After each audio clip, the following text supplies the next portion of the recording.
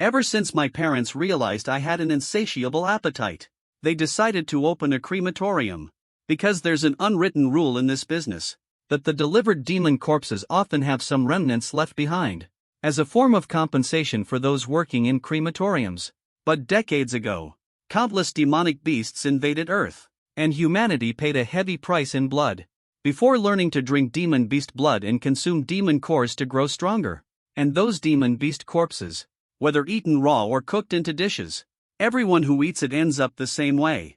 This results in tens of thousands of beasts being slaughtered every year, and their bodies remain completely unused. They can even turn into sources of pollution. This gave rise to the crematorium industry, where it's not human corpses being burned, but the corpses of beasts instead. Yet I've been able to eat them since I was a child, and my stomach seems like a bottomless pit. I've never had a full meal since I can remember. My parents worked tirelessly to treat my illness. They consulted renowned doctors everywhere, spending money like water in the process. By the time I was 3, I was thin and pale. Until one day, an uncle came back and saw my condition. He suggested trying the blood essence of a magical beast. It showed immediate results at the time. My parents were overjoyed. From then on, they started buying magical beast blood essence for me. But this thing is just way too expensive. It's simply unaffordable for an average family. Someone suggested to my dad, why not run a crematorium? Since our family operates a crematorium, it's considered a contribution to humanity. So children from families in this line of work are given a spot to attend a cultivation school. Starting from preschool at the age of 4, I embarked on my unruly journey in life. I completely embraced the school experience, laying a foundation for the kids with the very bottom of the bottle of essence. And then as they grew up, their appetite increased too. What should we do when one class's bottle bottoms aren't enough to drink? Then we used the ones from the entire grade, and eventually the whole schools. By high school, I became a frequent visitor to the big high school. One day my dad and I were efficiently working in the incineration room. My dad skillfully performed the task, like milking a cow, squeezed like milk. The last trace of blood left in the corpse, handed it over to the son. The son follows parents like us. You've really had it tough. My actions remained consistent. Lifted my head and looked at Jiang Wanli. Spoke seriously. Dad, I want to take a bite of the beast meat. The warm atmosphere was instantly shattered. Jiang Wanli was so angry he nearly passed out. Jiang Ping, how many times have I told you? The demon master must not be eaten. The demon master must not be eaten. Don't even think about trying this again. I'll break your legs. I looked regretful. What a waste of such good meat. It would definitely keep you full after eating. Why can't it be eaten? Jiang Wanli understood. Today, he had to teach this kid a lesson. He had another episode. Read out loud what's written on the wall with me. Pointing at the large characters on the back wall of the incinerator, he shouted each word slowly and clearly. I shrank my neck obediently, and looked in the direction Jiang Wanli was pointing. On the wall, Jiang Wanli loudly reminded me. Beasts are not for eating. The crimson glow filled Time's eyes. It turned into pollution, erupting across the vast expanse of Jiang Wanli. But those innocent eyes looking at me made Jiang Wanli feel like something had gotten into his eyes. He realized that his son was just joking around. Turning away, he let out a dismissive huff. I'm going to check if dinner's ready. These few verses of demonic poetry. You watch as Jiang Wanli's back grows increasingly hunched, and let out a barely audible sigh. As I stared at the corpse of the beast in front of me, I swallowed hard. The texture of the iron-tailed eagle's skin must be at the level of the third heaven. Even though its feathers had already been plucked, you could still sense that enticing aroma. Reluctantly, I was just about to chop the iron-tailed eagle into pieces and toss it into the incinerator, when I suddenly felt a warm sensation at my waist, and it was growing hotter and hotter. I couldn't help but quickly reach into my pocket. Suddenly, a book shot straight into the sky. I rubbed my eyes in utter disbelief. Wasn't this the book I gave to a younger friend from the neighborhood? Did you bring those pocket-sized comic books? How did it end up like this? I got this item from the vintage goods street of the old days. It's because I took on a commission.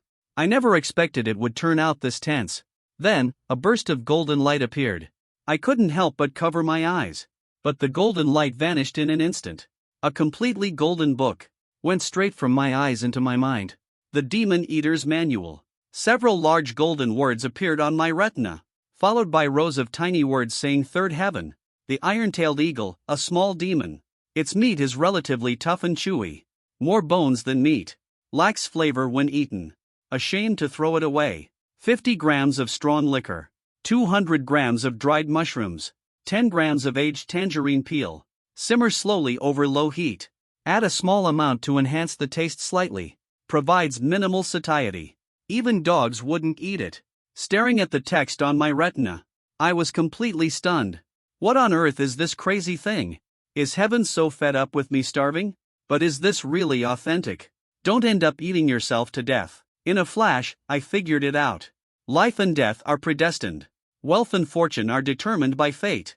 I'd better come up with a solution.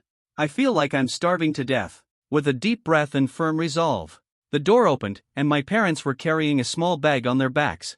They looked visibly anxious. Son, your dad and I need to leave for a while. The neighbor is your second granduncle. I couldn't hold on any longer, but my expression lit up with joy. I was just worrying about how to come up with an excuse to eat. And then there's this bizarre situation. I blurted out without thinking, serves them right. The air in the world seemed to freeze. Her face twisted into a fierce expression. She spoke in a chilling tone. Son, what did you just say?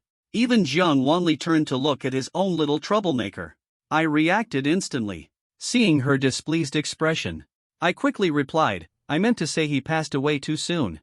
Mom, I was saying, why did Uncle pass away so early? Wasn't he just 80? This would count as a premature end. Only then did Zhao Yujing let out a snort. Stay at home and rest well these days. Someone brought the demon master here. Just follow the procedure. I have already requested leave from school. Stay home and watch him until we return. That made me even happier. I don't even have to go to school anymore. To be honest, going to that lousy school didn't mean much to me. Practicing cultivation is not something I can do either. I can't even afford a decent meal. How could I have the energy to focus on cultivation? Even moving feels like I'm disrespecting the value of life. As for academic subjects, when it comes to the future, for someone like me who is destined to become the director of the South City Crematorium, do academic subjects even matter? From the moment I entered this profession, I lost the chance to pursue further studies at a cultivation university, including future generations. Alright, Mom. Wishing you a safe journey. I won't see you off. This strange poem is quite challenging. Jiang Wanli felt his son had grown up. With a sigh, he mentioned there was money left in the cabinet for you. If hunger becomes unbearable, go buy a bottle of beast essence. Don't upset Lon Lon again. I rubbed my nose. It was admittedly a bit awkward. Half an hour later, a sneaky individual came running out of the incineration room, investigated to see if his parents had really left, then burst into loud laughter, staring at the corpse of the iron-tailed eagle. With hands on hips, pointed and declared to the elder demon, "You're mine." No one could stop him from leaving. Old John's herbal medicine shop, an elderly man with distinct mixed heritage features, was fiddling with a small scale. I was carrying my backpack with my hands clasped behind my back, casually sniffing around the medicine barrels, then waving my hand like a fan. With a disgusted look, I remarked, "Uncle John, your medicine is getting faker every time. I'll report you next time." Old John, fiddling with the scale weights, chuckled and cursed. "You little rascal. What are you doing here? You don't know anything. Fake medicine sells well. I scoff at it and dismiss it. The big pharmacies sell only genuine medicine. That's what takes real skill. You spend your days messing with scraps of medicine to fool people. Be careful, or you might get caught." Old John let out a snort and said disdainfully, "You don't know a thing. Selling fake medicine is the only way this store has stayed open until now. If I sold real medicine, the place would be shut down in less than 3 days." I was stunned for a moment. Old John looked at my frozen expression. He burst into laughter and said, "You don't get it, do you? Take your time and figure it out. If you have something to say, say it. If not, then get lost. I'm busy here." I couldn't wrap my head around Old John's logic. Didn't bother to care anymore. With a cheerful smile, he leaned closer to the uncle, handed over the list while mentioning the need for some medicine. Old John glanced at the list, scoffed, saying, "These are all worthless things. Go get them yourself. Just give me $50 and we're good." I didn't hesitate either. turned around and went straight to the backyard. Picked up the required herbs. Afterward, my mind stayed fixated on training the hawk. After exchanging a quick greeting with old John, I darted off in a flash, running as fast as I could. When passing by the small restaurant owned by the Lon family from the east, I quickened my pace a bit. But then, I suddenly spotted someone familiar.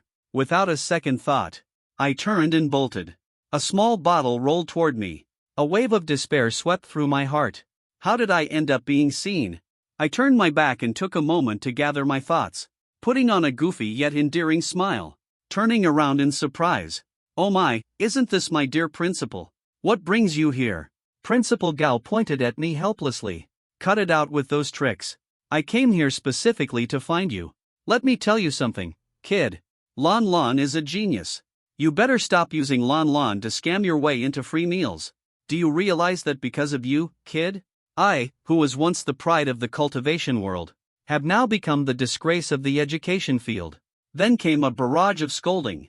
I shrank my neck in hesitation. Got it? I nodded quickly in agreement. I grew up together with Dongfang Lon as childhood friends. In high school, my appetite started to increase significantly. Meanwhile, Dongfang Lon became more and more remarkable. As she became more outstanding, she attracted an increasing number of admirers. I noticed a business opportunity in this situation. So, I made a decision that went against Dongfang Lan's wishes. Anyone who wanted me to leave Dongfang Lan had to start by offering 5 bottles of beast blood. Over the years, this is how it's been. I've collected hundreds of bottles of beast blood essence. The principal glanced at me. He shook his head helplessly. That guy, Li Muzi. Don't mess with him. He's got some serious backing. Be careful, or he might come after you later. Do you get what I'm saying? He hesitated for a moment as he spoke, slipped a small package into my pocket. No idea how your belly ended up like this. Even my grandkids barely ate this much. It all ended up in your stomach. Finished speaking and didn't look back. Muttered angrily as he walked away. On the way back, I felt the 3 bottles of beast blood in my pocket. A sour feeling rose in my heart. But soon, a difficult question came to mind. Li Muzi. That guy couldn't handle it and reported it to the teacher. Otherwise, how would the principal know and get involved? That's such a petty thing to do. Even kids messing around gets monitored. No need to think too hard. It must be Li Muzi's family pressuring the principal. Even though the principal didn't mention it, I can still figure it out. The more I think about it, the more annoyed I get. At this moment, Li Muzi looked utterly dejected. As she knelt before a beautiful woman, the woman had a stern expression, holding a discipline stick in her hand. Do you realize your mistake? Li Muzi replied in a grievance-filled tone, Sis, that guy is incredibly deceptive. I only just found out myself. Rest assured, I will definitely make up for this situation. Later, I'll bring Uncle Lu with me to find him. With a swift swing, the stick came down. Li Muzi was in so much pain that he couldn't breathe. The beautiful woman scolded angrily, filled with frustration. I'm talking about those bottles of vital blood. Does the Li family really lack something so trivial? That worthless fool. What I mean is, as the heir of the Li family, you don't even seem to use your brain. A young boy from a small, remote city. Anyone could easily trick you without much effort. Have you started using your brain yet? It's clearly your own foolishness. And yet you blame others for it. Still calling him Uncle Lu. Why don't you ask me, your sister, to avenge you? You really think you're something special? The woman's chest heaved continuously with anger. Unable to hold back, she slapped again. I honestly have no idea about Li Muzi's situation. At this moment, I was bending over. I had set up a portable cooking pot in the incineration room, muttering words under my breath. 10 grams of dried tangerine peel. 200 grams of dried mushrooms. What else was there? Oh right, the old man's vodka should be potent enough. Then, I quickly chopped the meat of the iron-tailed eagle into small pieces with a knife, and tossed them into the pot. Half the pot was thrown out completely. Still felt a little unsatisfied. But the pot couldn't hold anymore. Let out a sly chuckle. Started with 1 pot to check the seasoning. We'll deal with the rest later. Because the book said to simmer it slowly over low heat. The flavor will come through after a quick stir. But even though the smell was incredibly tempting, I had to force myself to wait. Before I knew it, it was already midnight. At this moment, the cremation room was filled with swirling smoke. The exhaust fumes evaporated into the air. A tempting aroma lingered everywhere. The scent was even more delicious than a chef's masterpiece, and I could no longer hold back my cravings. Staring at the pot where an iron-tailed eagle was cooking, looking just like a small chicken, I couldn't stop my mouth from watering. But deep down, I was still a bit scared. My chopsticks darted quickly to grab a piece of dried mushroom that has already puffed up. Slurping it in one go, my expression changed instantly, followed by a face full of surprise and amazement. It tastes great, but that's not what shocked me the most. What surprised me the most was, when I ate the dried mushroom, it unexpectedly felt like drinking the blood of a mystical beast. Even though the feeling wasn't very strong. But my stomach has been hungry for so many years. Still felt it. Made a decision in an instant. Who cares if it lives or dies? Even if it really doesn't work, I have to at least eat my fill. Without me dragging them down. My parents could have another child and start over. Swept away like a storm. Devoured with greedy bites. The taste of the iron-tailed eagle is quite savory.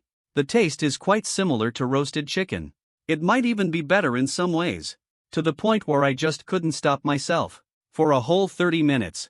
I even sucked every bit off the bones, making sure not a single shred of meat was left. Only then did I nod in satisfaction. This half of the iron-tailed hawk surprisingly made me feel halfway full. It was truly amazing. I was absolutely thrilled. You have to understand how much I eat now. Drinking 3 bottles of essence barely keeps me from feeling hungry. But somehow half an iron-tailed eagle actually made me feel half full. Oh my, after all these years, this is the first time I've experienced what it means to feel satisfied. To truly know what being full feels like. Tears streamed down my face. As I stared at the remaining half of the iron-tailed eagle, I decided to honor the iron-tailed eagle with a moment of tribute. Tossed it into the pot. Kept throwing it into the soup with a bubbling sound. Kept busy until 3 a.m. I couldn't wait to start eating. When the entire iron-tailed eagle, including its brain, had been completely devoured by me, I felt an unprecedented sense of satisfaction. I was so incredibly full, lying back in my dad's recliner, with a face full of contentment. But just at that moment, I suddenly felt a bit uncomfortable. My stomach started rumbling loudly. Right after that, it felt like every cell in my body was injected with adrenaline. They became unusually active, as if they were about to leap out of my body. I was stunned, wondering what was happening. But before I could gather my thoughts, I could feel it. My entire body. A surge of energy suddenly coursed through all my limbs and bones. My eyes were wide open, round and bulging. My voice trembled slightly. Could this be energy? What do practitioners cultivate? What do people study in school? It all essentially comes down to energy. Laying the foundation before middle school, and refining it after entering middle school. Back in my freshman year of high school, awakening one's energy was considered the mark of a qualified high school student. No matter the circumstances, it was bound to happen. I never managed to awaken mine, but I've seen it happen far too many times, mainly because of my physical condition. I was constantly so hungry my stomach felt like it was sticking to my back. How could I have had the energy to cultivate it? Even if I tried to cultivate it, I couldn't move my body even the slightest bit. But today, after eating an iron-tailed eagle, I actually awakened my energy. I murmured to myself, could it be that I'm a cultivation genius? The reason I hadn't awakened energy before, and couldn't become a cultivator, was because my body had never been satisfied. I thought of a possible explanation. But this is not the end yet. In an instant, golden light appeared before my eyes. A stone iron-tailed eagle appeared. Gained the talent of the iron-tailed eagle's sharp claws. I suddenly let out a curse. My eyes were filled with disbelief. Isn't it said that only by consuming a demon pill can one acquire the skills the beast had in its lifetime? Could it be that eating a beast's corpse also works? This isn't cultivation at all. No one has ever heard of such a thing. And not only that, a vivid image appeared in my mind. This must be the form and structure diagram of the claw. I tried channeling the energy to my fingers. Looking at the stone propping up the table leg in front of me, I took a deep breath and swung downward forcefully. With a sharp whoosh, the solid pebble, surprisingly, had 5 deep finger marks on it. Yet my fingers didn't feel the slightest pain. I was completely stunned. No wonder those who can afford to consume demon cores make such rapid progress later on. The innate abilities of these beasts are simply overpowered. Many descendants from prominent families will seek to purchase rare demon beast cores, all for the purpose of helping the younger generation awaken corresponding innate abilities. The more they consume, the higher the chances become. However, some can acquire innate abilities simply by consuming a single demon core. But these cases are rare and depend on sheer luck. Most people still rely on accumulating large quantities. This creates an issue with resource availability. For an average family, it is nearly impossible to support large-scale consumption of valuable demon cores by students with potential. Therefore, after the awakening period in high school, children from ordinary families begin to fall behind the children of influential families, because ordinary people can only afford to buy inner cores of common beasts like the iron-tailed eagle for their children to consume. But even so, an inner core is still expensive. Take the iron-tailed eagle as an example. The market price for a third-tier inner core is at least $10,000. In other words, eating one iron-tailed eagle is equivalent to saving $10,000. With this approach, I could bankrupt the South City by eating. My eyes are getting brighter and brighter. In other words, the innate skills others gain by consuming inner cores, I can simply acquire by eating. Thinking of this, I couldn't contain my excitement. Without wasting any time, I quickly mobilized my body, the energy within every part of my limbs and bones. Following the cultivation method provided by the school, I began to guide the flow of energy. In just half an hour, I felt a sudden sensation in my body, as if I had pierced through a barrier. My whole body felt incredibly refreshed. I suddenly opened my eyes. My gaze was filled with joy. The first level of cultivation had been achieved. I couldn't help but burst into laughter. That night, I slept more peacefully than ever before. All the leftover bones were thrown into the incinerator. To avoid exposing the truth, they waited until everything burned to ashes. Looking at the remaining corpses, the iron-tailed hawk let out a chuckle, saying, "Sweet little ones, I'll eat you tomorrow." This was the first time since growing up that I didn't wake up hungry in the middle of the night. I slept straight through until noon. If it weren't for the heavy knocking on the door, I might still have been lost in my dreams. Coming. Who is it? I'm wearing slippers. Rubbing my sleepy eyes, I went to open the door. The moment I opened the door, I got flicked on the forehead. "You little rascal. It's so late and you're still sleeping. Where's your dad? Tell him to come take the body." I snapped awake, looked toward the demon master, almost gasped in shock. "I'm not even done eating yet. Another one just arrived. This is simply too amazing." I couldn't help but grin to myself. "Uncle Nyo, I stayed up late studying last night. My second granduncle passed away." My parents went back to pay their respects. Uncle Nyo, upon hearing this, mockingly scolded, saying, "Stop making things up." But soon his face turned serious. "If that's the case, alright, I'll take that sorcerer back first. It's been sent to the crematorium." The moment I heard that, I panicked. I quickly grabbed Uncle Nyo by the arm. "No, Uncle Nyo, don't do that. Are you doubting me on this? I've been practicing with my dad for so many years. I've been around burning things all along. This little bit of sorcery isn't something I can't figure out. Just put the sorcerer in there, and it'll be fine. The task will be completed without fail." Uncle Nyo looked at me with a doubtful expression. "Are you sure about that? This is the 8-heaven howling moondog that was just taken down last night. Are you confident you can handle it?" I patted my chest, completely self-assured. "There's absolutely no problem. Uncle Nyo, don't worry about it. My father went out this time, and who knows how long he'll be away. We can't just sit around doing nothing at home either. Otherwise, getting demoted would be a problem." Uncle Nyo paused for a moment and thought. Indeed, they are part of the corpse collection team. Their job is only to collect and transport to the crematorium. But they don't actually handle the cremation. The crematorium has its own rules. The quality of the demon corpses cremated each month, and the quantity determine the rating. Each rating corresponds to a different level of payment. "Alright, kid, watch yourself." Waving a hand toward the group of young men behind him. The group of young men started unloading the goods as soon as they parked the car.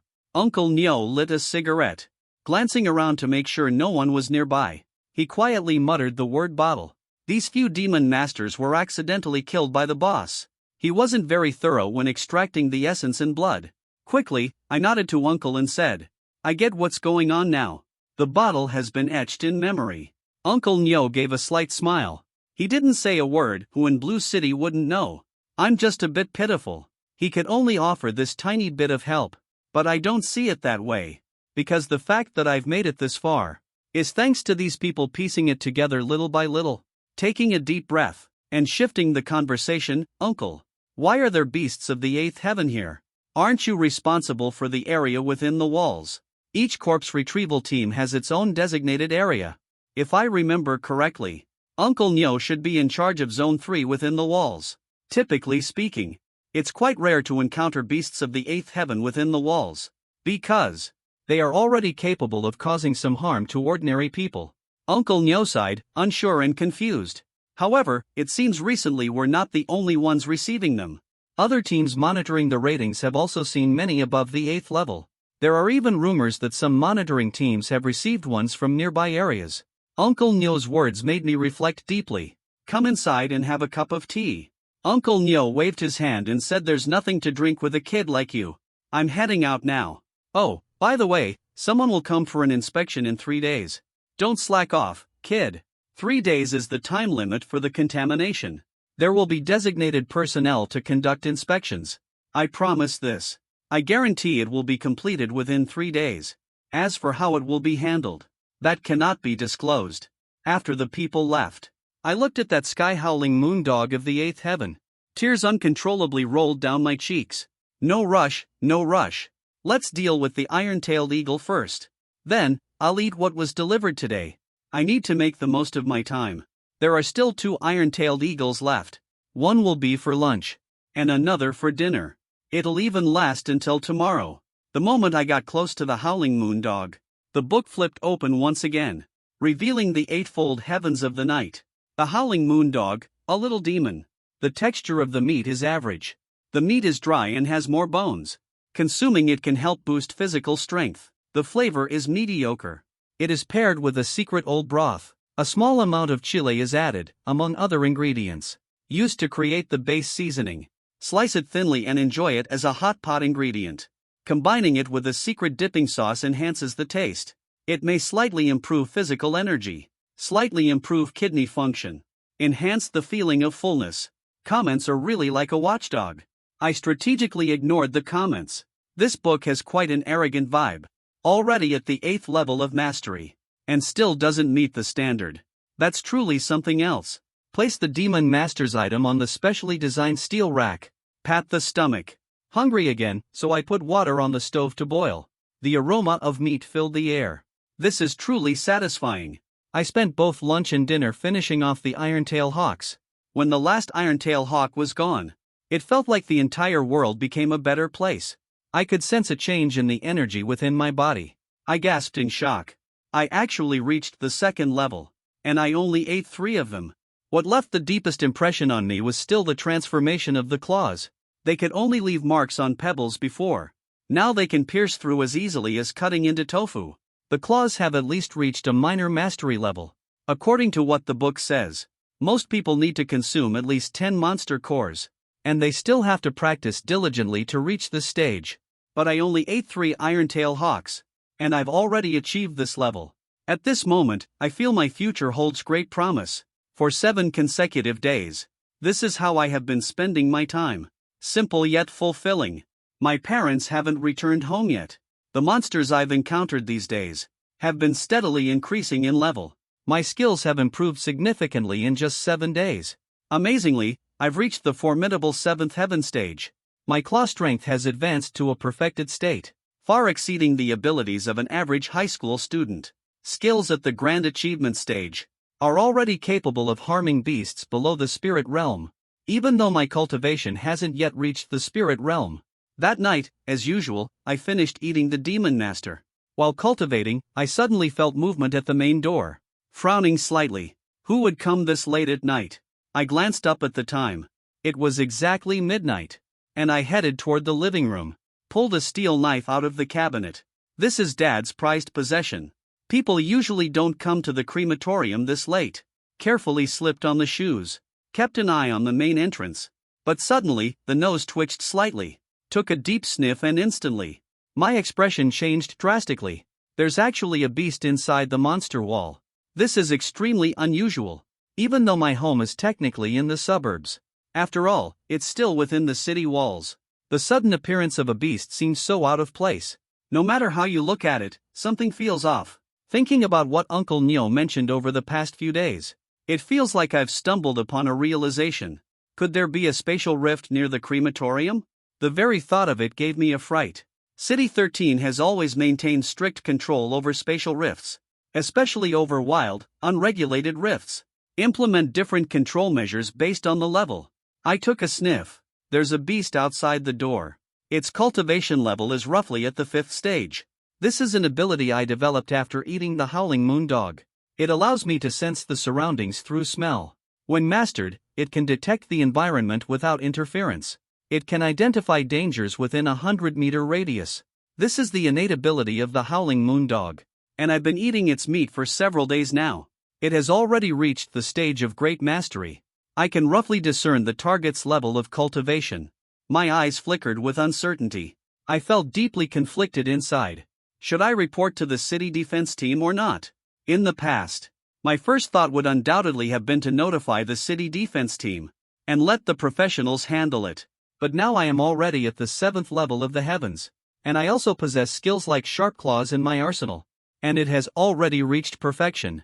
How about we take a big chance? What if we stumble upon something valuable? It's so close, really so close. At that moment, I made up my mind. Let's start by testing it on the beast outside first. Shui Xiuxiu wrinkled her nose, holding a steel blade in hand. Suddenly, with a swift motion, the door was flung open. But the instant I saw that beast, I gave up, facing the enemy with a steel blade. A rat, a massive rat. I'm at least 6 feet tall, and this rat is just as big as I am. The rat's eyes were blood red, looking at me with drool dripping from the corner of its mouth. It was obviously starving and desperate. I took a deep breath and motioned at the rat to come at me. A faint smile appeared at the corner of the lips. Come on over if you dare. The mouse seemed unsure if it had been provoked, or if it was truly driven by hunger. It leapt toward me in a sudden pounce. I fixed my gaze firmly on the mouse in front of me. The textbook mentioned before, when encountering a beast, you must not feel fear. If it's aggressive, you have to be even more aggressive. At the very moment it lunged through the air, a burst of golden light filled my vision. I spotted an opportunity. With a swift move of its claw, its right hand lifted slightly. It slammed downward with force. With just a subtle sidestep, the mouse revealed an almost human-like expression. Its entire body began to twitch. I noticed the 5 fingers moving along the mouse's spine. I smiled at that moment. Even a rat dares to challenge someone like me. This is the fate that awaits you. But right after that, his leg gave out from overexertion. It took a full minute for him to recover. He walked toward the rat. The book in his mind began to turn its pages once more. A 5th-tier groundhog demon beast, a minor creature. It's still the same familiar opening line. It feels just like the demon beast I'm encountering now.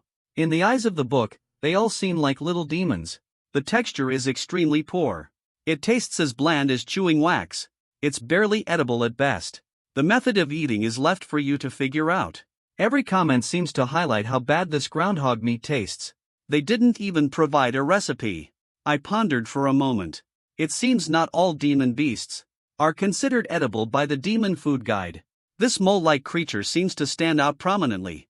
It is clearly looked down upon by the gourmet manual. Since it's not edible, might as well just burn it. Dragging the mole's carcass into the incineration room. Start by dismembering it. See if there's a demon core inside. As expected, a green demon core, about the size of a mung bean, appeared. And it gave off a strong, foul smell. I really don't feel like eating, so I had to store it in a bottle. Saved it to exchange for some money. Then released the vital essence and stored it in the bottle. Empty bottles are something we have plenty of at home. Only then did I throw the body into the incinerator. Blazing flames roared to life. Then I shoveled in a few more loads of fuel. After that, I shut the door and headed out to search for the location of the spatial rift. I came across quite a few groundhogs along the way. Whenever I encountered one, I treated it as a sparring partner and dealt with it, giving it a thorough handling. My control over the claws has become increasingly precise and sharp. All the groundhogs I encountered along the way were not above the 6th level of cultivation, which made me feel genuinely excited. As everyone knows, the beasts emerging from the rift are indicative of the danger level of the rift itself. The beasts emerging now are all at the 5th or 6th level. This signifies that the spatial rift, perhaps it isn't as dangerous as expected. At most, it wouldn't exceed the 9th level. Some have conducted studies. Behind the spatial rift lies, in reality, fragmented pieces of hell. It could be a continent, or it might be a lake or an ocean. It also has its own limits of endurance. However, the strength of the beasts is limited. But the treasures inside have no such limits. Some people have even obtained high-level treasures. From low-level rifts, they managed to acquire advanced items, and thus transformed into geniuses overnight. Rushing forward at full speed, I finally reached a spot less than a kilometer from my home, where I discovered a rift glowing with a silvery light. It resembled an upright growing eye. Without any hesitation, I dashed right in. After I rushed inside, the crack's glow suddenly dimmed. At that moment, a branch office of the South City Guard triggered an alarm as well. Energy fluctuations were detected in the suburbs of South City. Nearby teams are requested to handle it immediately. Note that the energy levels are not high. Continue executing the hunting mission nearby. The rookie squad is assigned to provide support. After a burst of light, once again, I felt the sensation of being firmly grounded. I opened my eyes and looked around. The steel blade on my back gleamed with a silvery light in the dim atmosphere.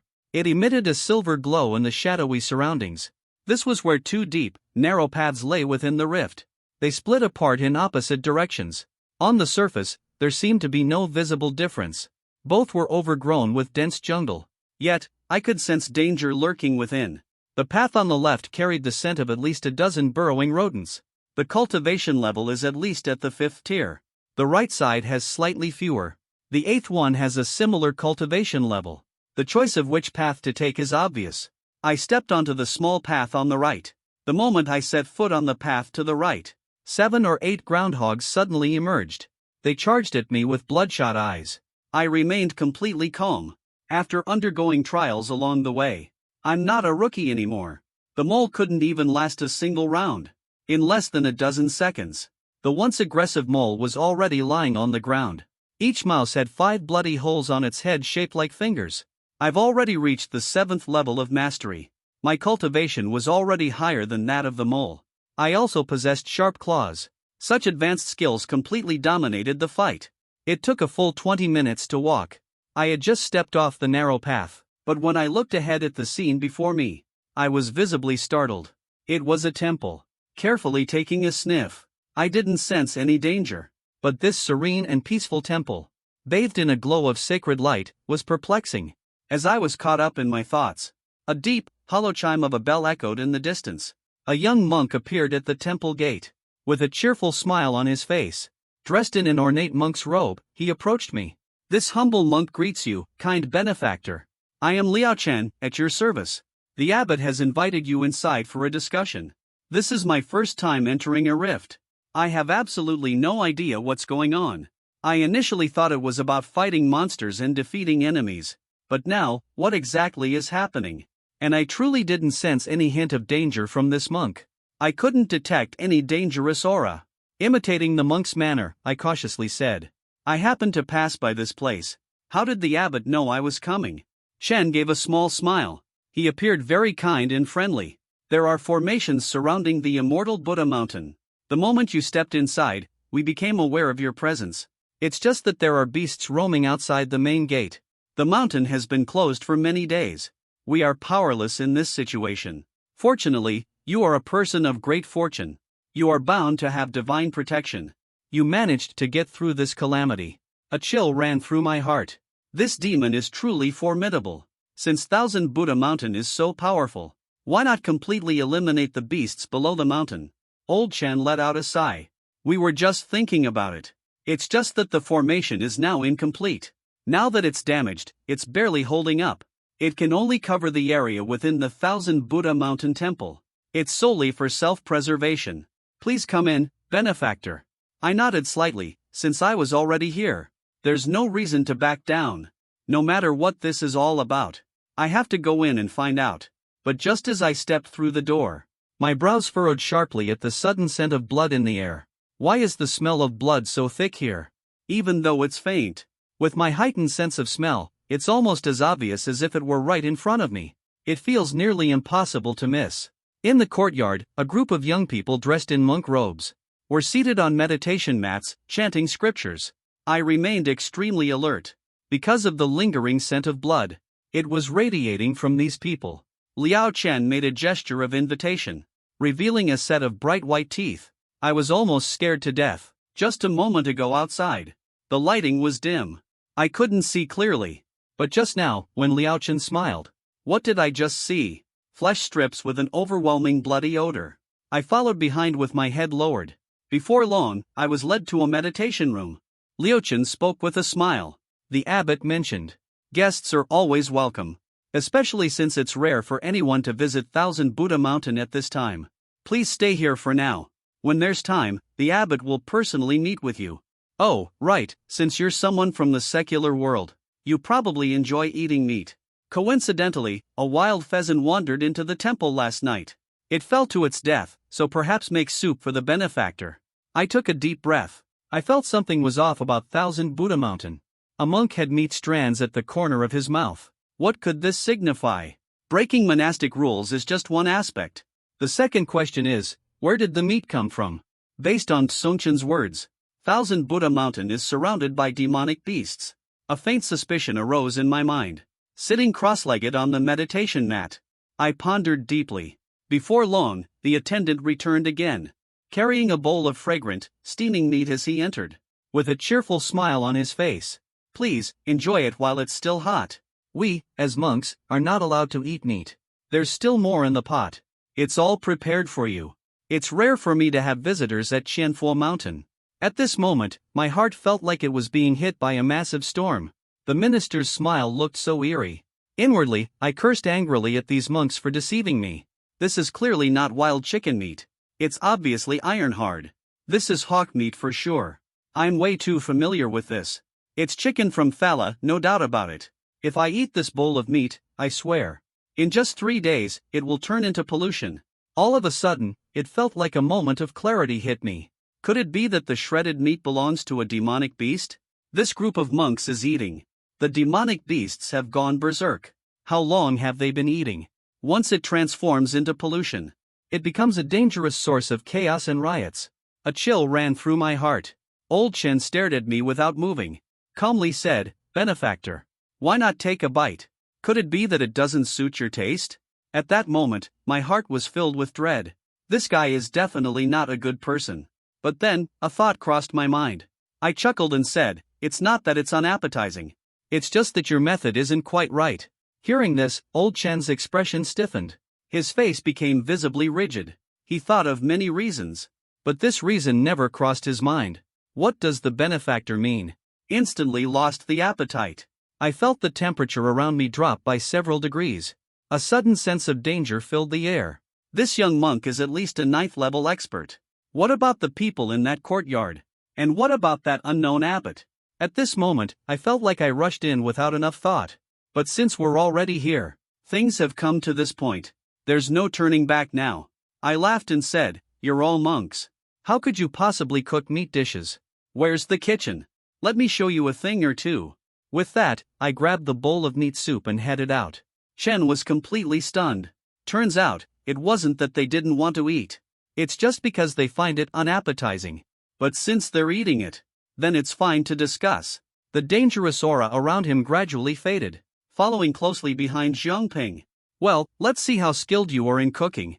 Zhang Ping let out a deep breath. It's great that things didn't escalate into action. The kitchen was reached in no time. Zhang Ping looked at the pot full of iron-tailed eagle meat, silently cursed the bald monk 800 times in my heart.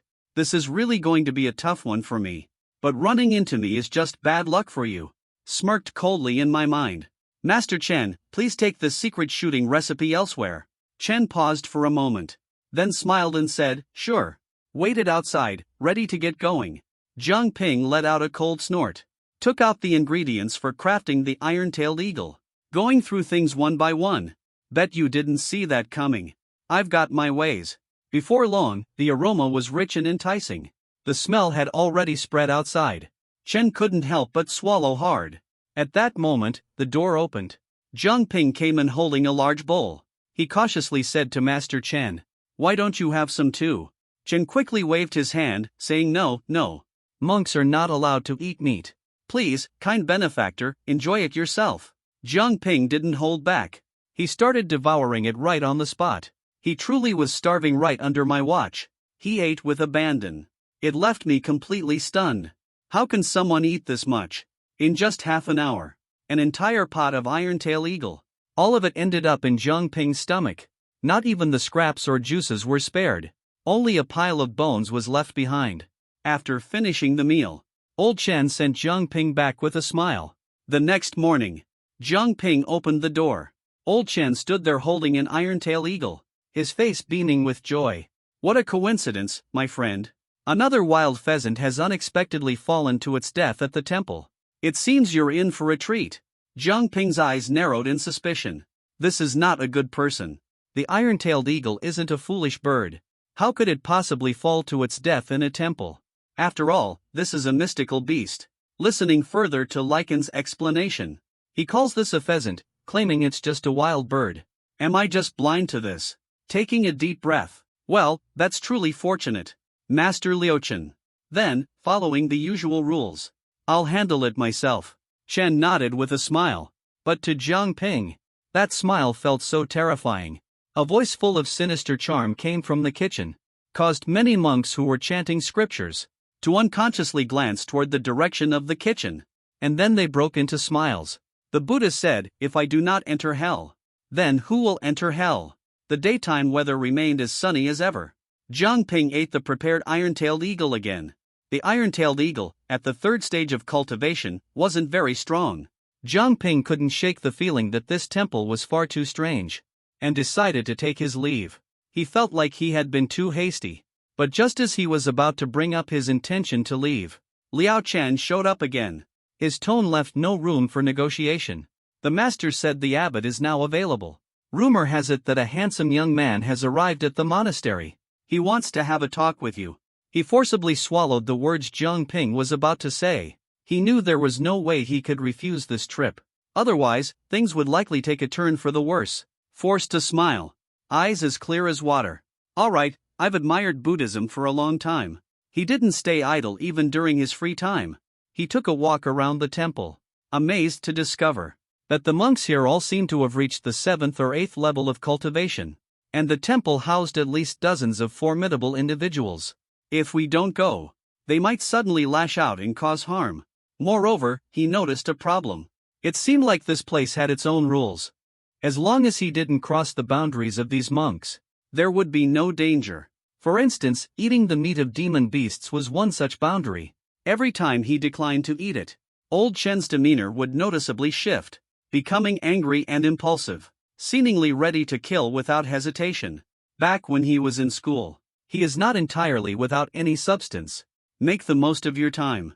There are various types of cracks. Some cracks lead to another dimension, while others are fragmented spaces. There are even cracks that represent scenes that have already occurred, but are stuck in an endless loop. Jiang Ping felt that this place was precisely one of those scenes. These monks might be people from hundreds or even thousands of years ago. It could also be a projection from another time or space. Within these cracks, sometimes strength isn't the key to making it out. It's wisdom that truly matters. As long as you don't cross the boundaries of the rules, the danger is relatively low. Otherwise, Jiang Ping might have already fought his way out. Taking a deep breath, gazing at the meditation room in front of him, knocking on the door, the faint sound of a wooden fish could be heard. An elderly monk with snow-white hair appeared frail and aged. He tapped the wooden fish in his hand. Smiling, he glanced over at Jiang Ping. "You must be the young man who arrived last night." Jiang Ping couldn't figure out what the old monk was planning. He gave a small smile, nodded slightly and said yes. The old monk smiled and invited Jiang Ping to sit down. But just as the old monk opened his mouth to speak, Jiang Ping's pupils suddenly contracted. Even grass can have fibers like meat. Is Thousand Buddha Mountain completely out of its mind? They're actually eating meat. And that bloody smell instantly rushed into Jiang Ping's nose. He forced himself to sit down, suppressing the urge to vomit. The old monk asked how the guest felt about Thousand Buddha Mountain. Jiang Ping pretended to be deep in thought, flashed a smile showing 8 teeth. It's great, the food and drinks are wonderful. The surroundings are also beautiful. Compared to the chaos of beasts roaming outside, this is undoubtedly a paradise on earth. The old monk's indifferent expression showed a faint trace of surprise, a secluded utopia, followed by a brief sound. This metaphor is indeed quite unique. If you think it's nice, why not stay here at Mount Thousand Buddhas? Although Qianfu Mountain has declined, its legacy remains profound. Its traditions have been passed down through generations. The number of preserved skills is not insignificant. If you wish to stay, you may choose to learn a rare skill. Hearing about these rare skills, Jiang Ping was utterly stunned. His eyes were practically bulging out of their sockets. The intricate details have arrived. He had come across this in his textbooks before. There is indeed such a fissure in this location. This type of crack is exactly what he had studied about in class. This is one of the rewards. With the mindset of not missing out on a good deal, Jiang Ping agreed after giving it a brief thought. There's certainly no reason not to stay. It's just that this is a very recent encounter. I'm not familiar with Thousand Buddha Mountain. If the host could allow me access to the scripture pavilion, to get a better understanding of the history of Thousand Buddha Mountain, that might be a better approach. The old monk was completely stunned. After all these years, this is the first time someone has made such a request. Most people either refuse outright, or take matters into their own hands to resolve it, or they get overly excited at the mention of a legendary technique. But the first thing is to assess them carefully. For a moment, the mind seemed unable to process it fully. Meanwhile, Jiang Ping was still quietly observing the old monk's expression, and realized he hadn't crossed any boundaries. Spoke more freely. Of course, mutual selection is trending now. What does the host think? The old monk thought for a long time. Believed that Jiang Ping had a point. No flaws in that reasoning. Mutual selection. Such an intriguing concept. Nodded in agreement. But I can only give you 2 days. How could he finally use his brain after so many years of neglect? He still followed Jiang Ping's advice, because he actually thought what Jiang Ping said made sense. Jiang Ping let out a long sigh of relief in his heart. Thank you, host. By the way, can I take a look at the rare skill first? After all, I need to get an understanding of Qianfu Mountain's strength. The old monk froze once again, following the procedure. Only with agreement can it be granted. Disagreeing naturally means breaking the rules. He is capable of killing. Jiang Ping looked at the elder host without saying a word. Hurriedly tried to persuade. Host, if you don't let me see the ultimate techniques, how can I possibly understand the strength of Thousand Buddha Mountain? Without knowing the strength of Thousand Buddha Mountain, how can I make up my mind to stay here? The old monk instinctively nodded. Let Chen take you there. The old monk felt that his thoughts had been somewhat shaken today. Although everything Jiang Ping said made sense, and didn't cross any boundaries, he couldn't shake the feeling that something was off. He needed some time to reflect and figure out what exactly had happened. Jiang Ping secretly chuckled to himself. This old monk isn't up to the task after all. And he also managed to probe 2 boundaries. This is about consuming the demon master. This is absolutely the first and foremost bottom line. If he doesn't consume it, he might not survive to see the old monk. The minister would then make his move. Although he is confident in dealing with the minister, it's simply unnecessary. The second thing is about recently joining Mount Qianfu. At this moment, Jiang Ping came to understand many things. Joining Thousand Buddha Mountain. It might mean becoming one of those monks chanting in the courtyard. At one point, he even suspected that the way Thousand Buddha Mountain guides people is exactly like this. And once you join, you will start to enjoy the benefits of being here. But there's a paradox here. Once you join and want to leave later, it will definitely come with a heavy price. He found a clever way around this. Joining is fine, but I need to assess your capabilities first. No problem with that. Followed closely behind Chen, Jiang Ping arrived at a 3-story building. This is where the ultimate techniques are stored. There's a rule I need to inform you about. Deep in Chen's thoughts, Jiang Ping seems to be one of us now. The tone of speech became much kinder. You can only choose one skill for the first mastery.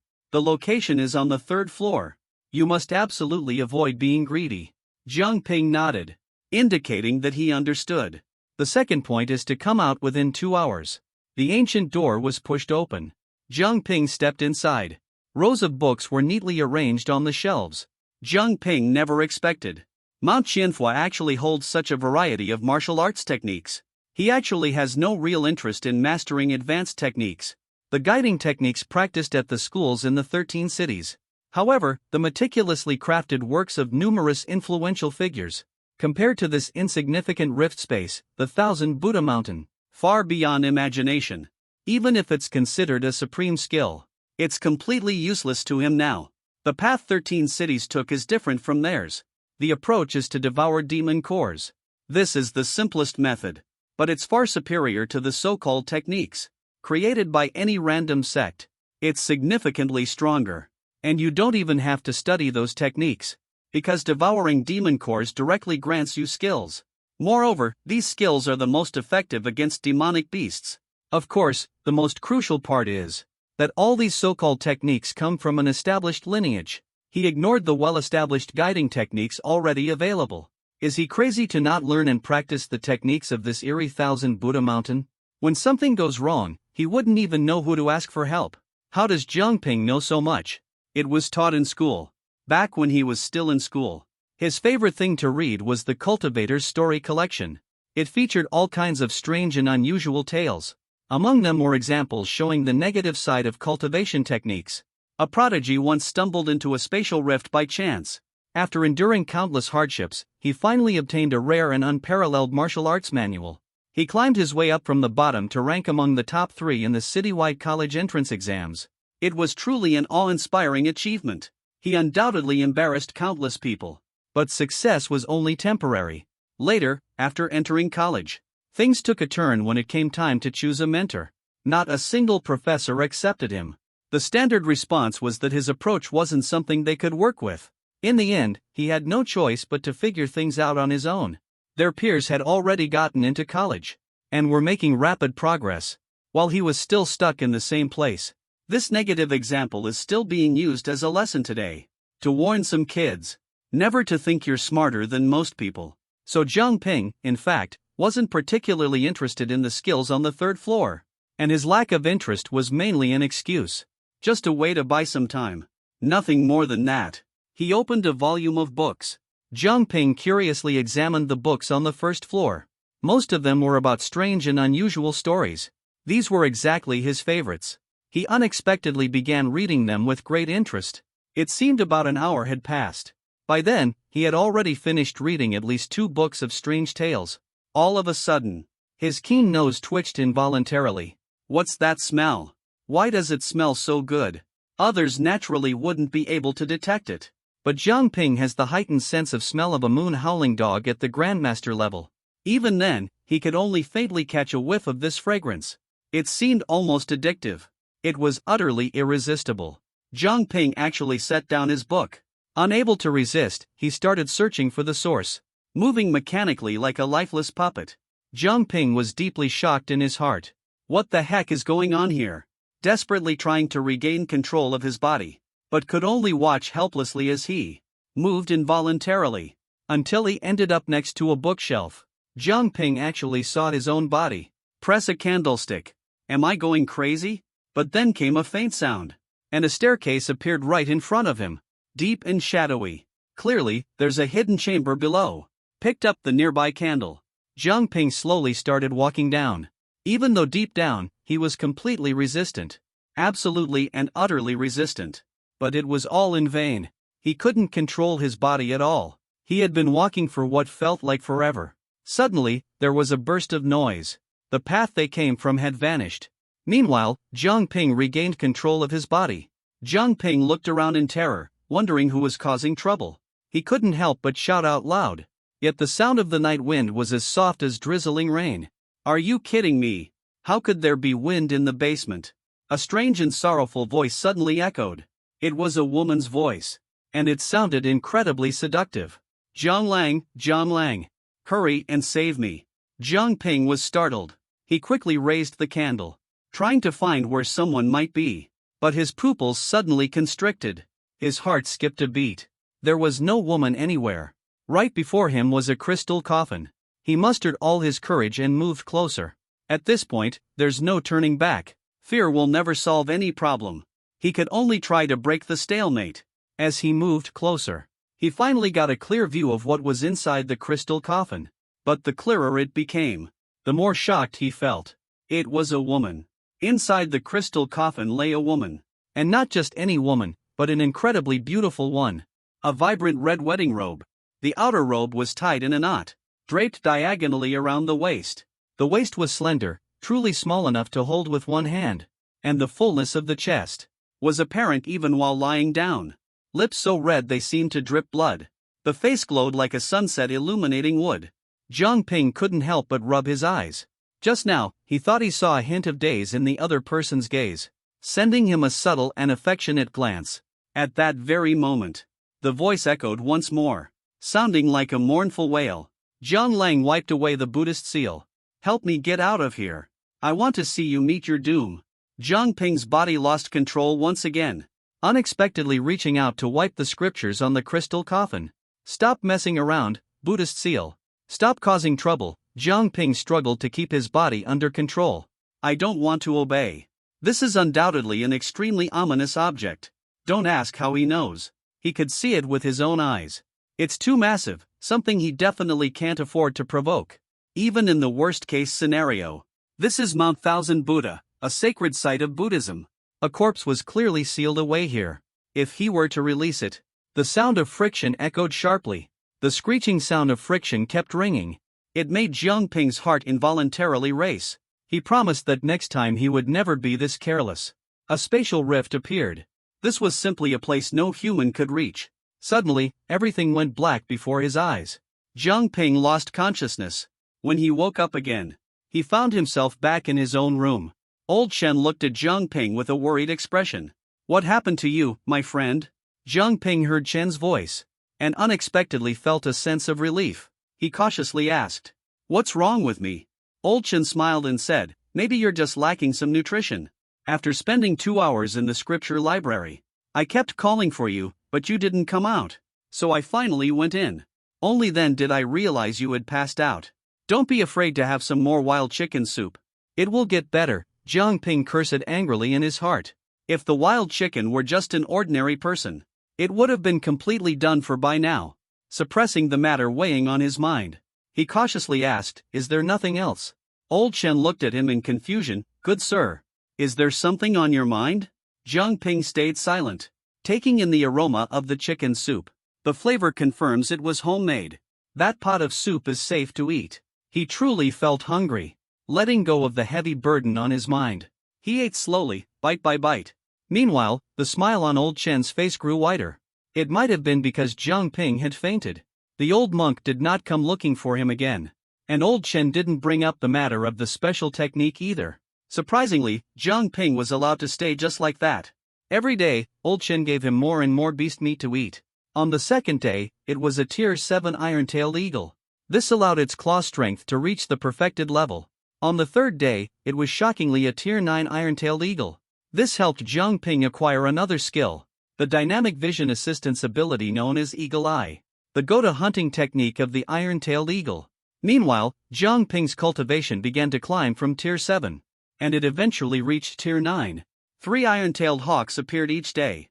Progress seemed almost inevitable.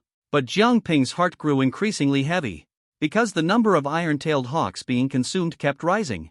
He could clearly see the entire temple was enveloped in a strange and unsettling atmosphere.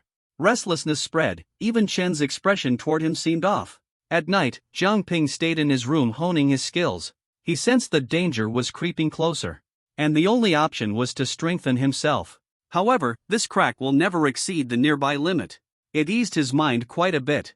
As someone from the ninth heaven, he could always fight his way out. The old monk's room was dimly lit.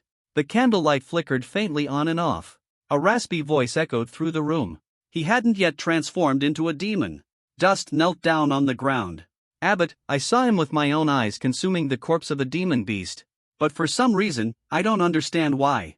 There's not a single sign of him turning demonic." In the blink of an eye, the candlelight flickered. "It's impossible without the secret methods of our Thousand Buddha Mountain. How could he possibly resist the demonization? Is it true, or are you lying to me?" Suddenly, Luchen was forcibly seized. His neck was locked tightly. Luchen stared into those eyes filled with ruthless fury.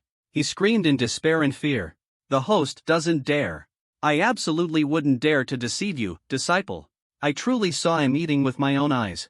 The old host carefully examined Liao Chun. Prepare the iron-tailed eagle from the ninth heaven for tomorrow. Bring your junior brother along. Keep a close eye on him personally. People who haven't transformed into demons cannot be converted. This is the rule of Thousand Buddha Mountain. And it's also the rule here.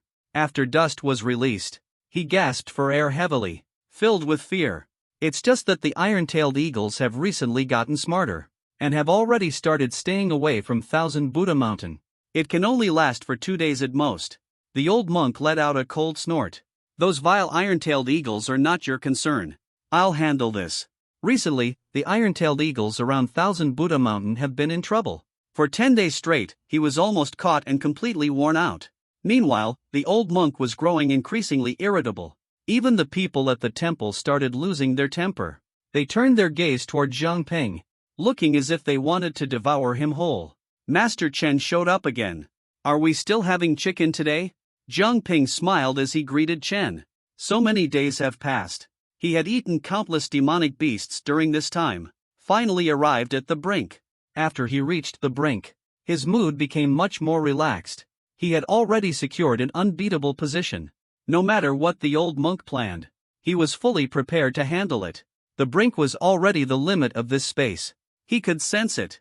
Otherwise, his cultivation level would have continued to improve.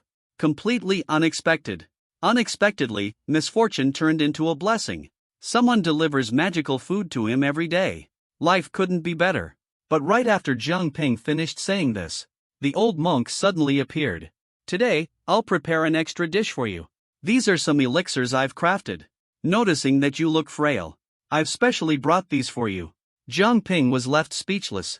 He gazed at the thing in front of him. His heart was bursting with joy. This pill is actually a demon core.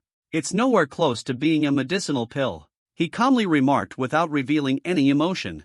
Then I must thank the host for this. He took the demon core in his hands, thinking about how these items were of no use to him. Consuming the demon core alone could grant him skills. He could easily sell it off instead. That's a huge amount of money. Do children from poor families grow up faster? The old monk's sharp, triangular eyes were fixed on him. This pill was crafted by me, kind benefactor. I will personally guide you on how to take it. Please consume it right now. The effect will be at its best. Zhang Ping was slightly taken aback. This old monk definitely has ulterior motives. But he wasn't intimidated in the slightest. Has the gameplay been upgraded? It seems like he's figured it out over the past few days. This old monk keeps finding ways to try and corrupt him. Maybe it's because he himself hasn't been corrupted. He just can't make a move. Now it seems the demon master's tricks aren't working anymore. So he's starting to use demon cores instead. But he's not intimidated at all. Regarding the consumption of demon cores, the people on the 13th floor show no fear. The primary reason lies in the guidance technique. The guidance technique is different from regular cultivation methods. It forms the foundation of the 13-layer cultivation system. It was also meticulously developed by experts, providing the basis for everyone to consume demon cores. Even the vital blood distributed by elementary schools is also a part of it. He smiled as he spoke. Sure, I'll leave it to you to host. He accepted the box containing the demon cores, picked one that looked pleasing to the eye, ready to swallow it. This was his first time trying it. He had imagined it before, wondering when he might get to consume a demon core. Now it had become a reality. And it wasn't just one. Without hesitation, swallowed the demon core, activated the guiding technique. The old monk fixed his gaze intently on Zhang Ping's every move. After Zhang Ping swallowed it, a slight smile of satisfaction appeared on his face. He even sensed a faint trace of demonic transformation. But immediately afterward, that faint trace suddenly vanished without warning. Zhang Ping savored the taste of the demon core, quietly pondering in his heart. Others gain abilities by consuming demon cores. Yet I seem to acquire them just by eating demon stones. What can be gained from the demon core? He was filled with anticipation. The moment he touched the demon core, the book in his mind began to turn its pages. The iron-tailed eagle of the eighth heaven. a fully grown demonic beast. The demon core contains the bloodline of the demon clan, a fragment of memory, a trace of the method for consumption, paired with bitter chrysanthemum and camellia seeds. Make full use of the power of the demon race's bloodline. Enhance the corresponding physical strength. The bloodline is too limited to be significant. Better than nothing. Related to physical strength. Jiang Ping almost burst out laughing. This feels absolutely amazing. So, consuming demon cores works for me too. If I follow the recipe outlined in the book, I can further enhance my body. What makes the iron-tailed eagle so formidable? Its claws, eyes, and wings. But he is human. Without wings. This detail can be overlooked. However, the claws correspond to hands. The eyes, of course, speak for themselves.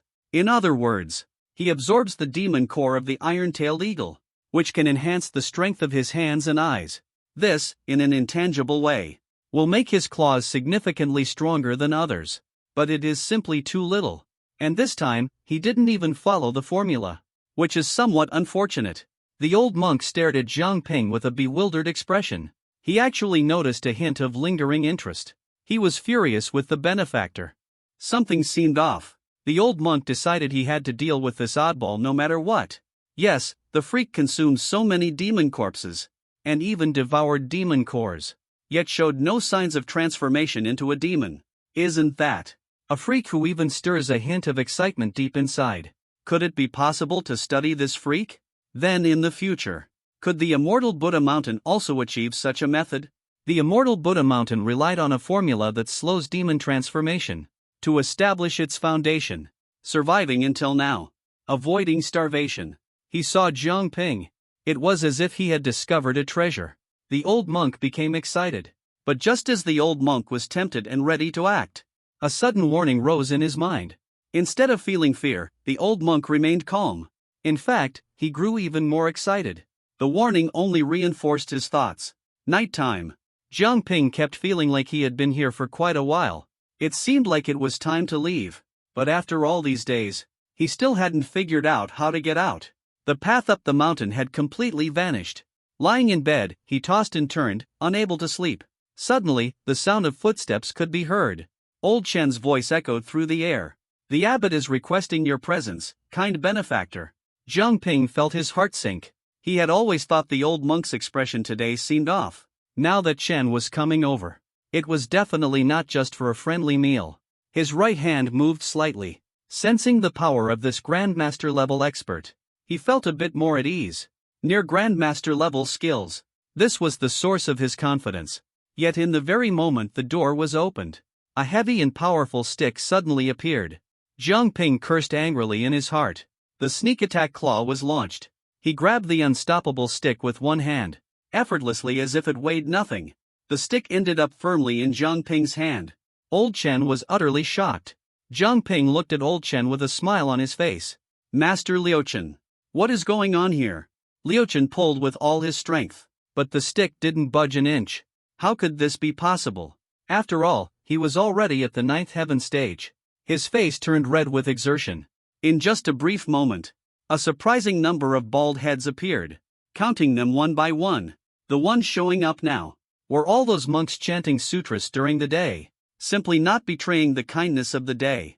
At this moment, their faces were twisted in ferocity, baring their teeth with grimaces. Even from a distance, you could catch the scent of blood in the air. Jiang Ping could even sense that besides Liu Chen, their pupils seemed off as well. It was a kind of madness, exactly like being tainted after consuming a demon corpse. Liu Chen saw reinforcements arriving. Laughing heartily. Capture them alive. Hosting a reward-based crowdfunding. Everyone can have access to the delaying potion. Strike, strike, strike. Jiang Ping's heart tightened with unease. Let out a cold snort. Do they really think I'm an easy target? Moved swiftly with great agility. Dodged the monk's first attack. 10 fingers began to glow with a pale light. The sharp claws moved back and forth at an incredible speed. At this moment, he was in the spirit realm. Dealing with a group of young monks was no challenge at all. In just 30 seconds, the sounds of battle abruptly came to an end, and Liu Chen's expression shifted from laughter to sheer terror. He retreated repeatedly. Impossible, absolutely impossible. How can you be this strong? Jiang Ping felt the sensation in his palm. Blood was dripping down from his fingernails. The corners of his mouth curled into a faint smile. Isn't it quite surprising? This is all thanks to you. Villains always meet their end by talking too much. With a swift movement of his body, he drove his palm straight into Chen's head. 5 gaping holes. Blood flowed steadily, indistinguishable from the other monks. Jiang Ping gazed outside. Softly murmured something. Has the abbot still not appeared? A roar of anger echoed. Yet Jiang Ping remained calm in the face of danger, simply standing there with his hands behind his back, watching as the abbot slowly emerged before him. Anyone can hurl insults with a laugh. I doubt you have the means to make a move against me. Otherwise, they wouldn't have ordered these useless individuals to act. There's something unusual about their eyes. Is this the price of taking action? The old monk grew even angrier. The triangular eyes showed a faint red tint. It was filled with rage. Jiang Ping observed his expression. He laughed with great satisfaction. It seems I was right. You are Lin Jing. I am Lin Jing as well. How about we make a deal? Speak up and reveal the way out. I'll spare your life. The old monk actually smiled. If leaving is even possible, would I have stayed here for so many years? You still dare to think about leaving. Naive, truly naive of you. You're right, I really can't bring myself to harm you. You haven't been corrupted by demons, so I can't harm you.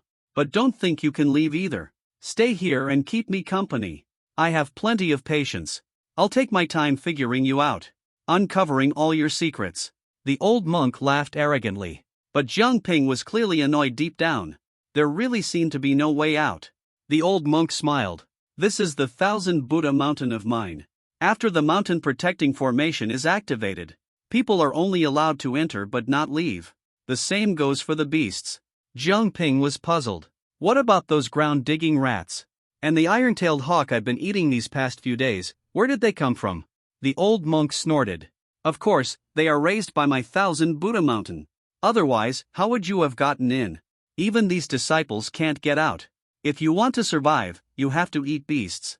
But eating beasts means enduring beastification. This is where the secret formula of Mount Qianfu comes in. The old monk perhaps felt Jiang Ping could no longer leave, so he didn't mind revealing everything. Upon hearing this, everything became clear. It was indeed almost the same as what Jiang Ping had guessed.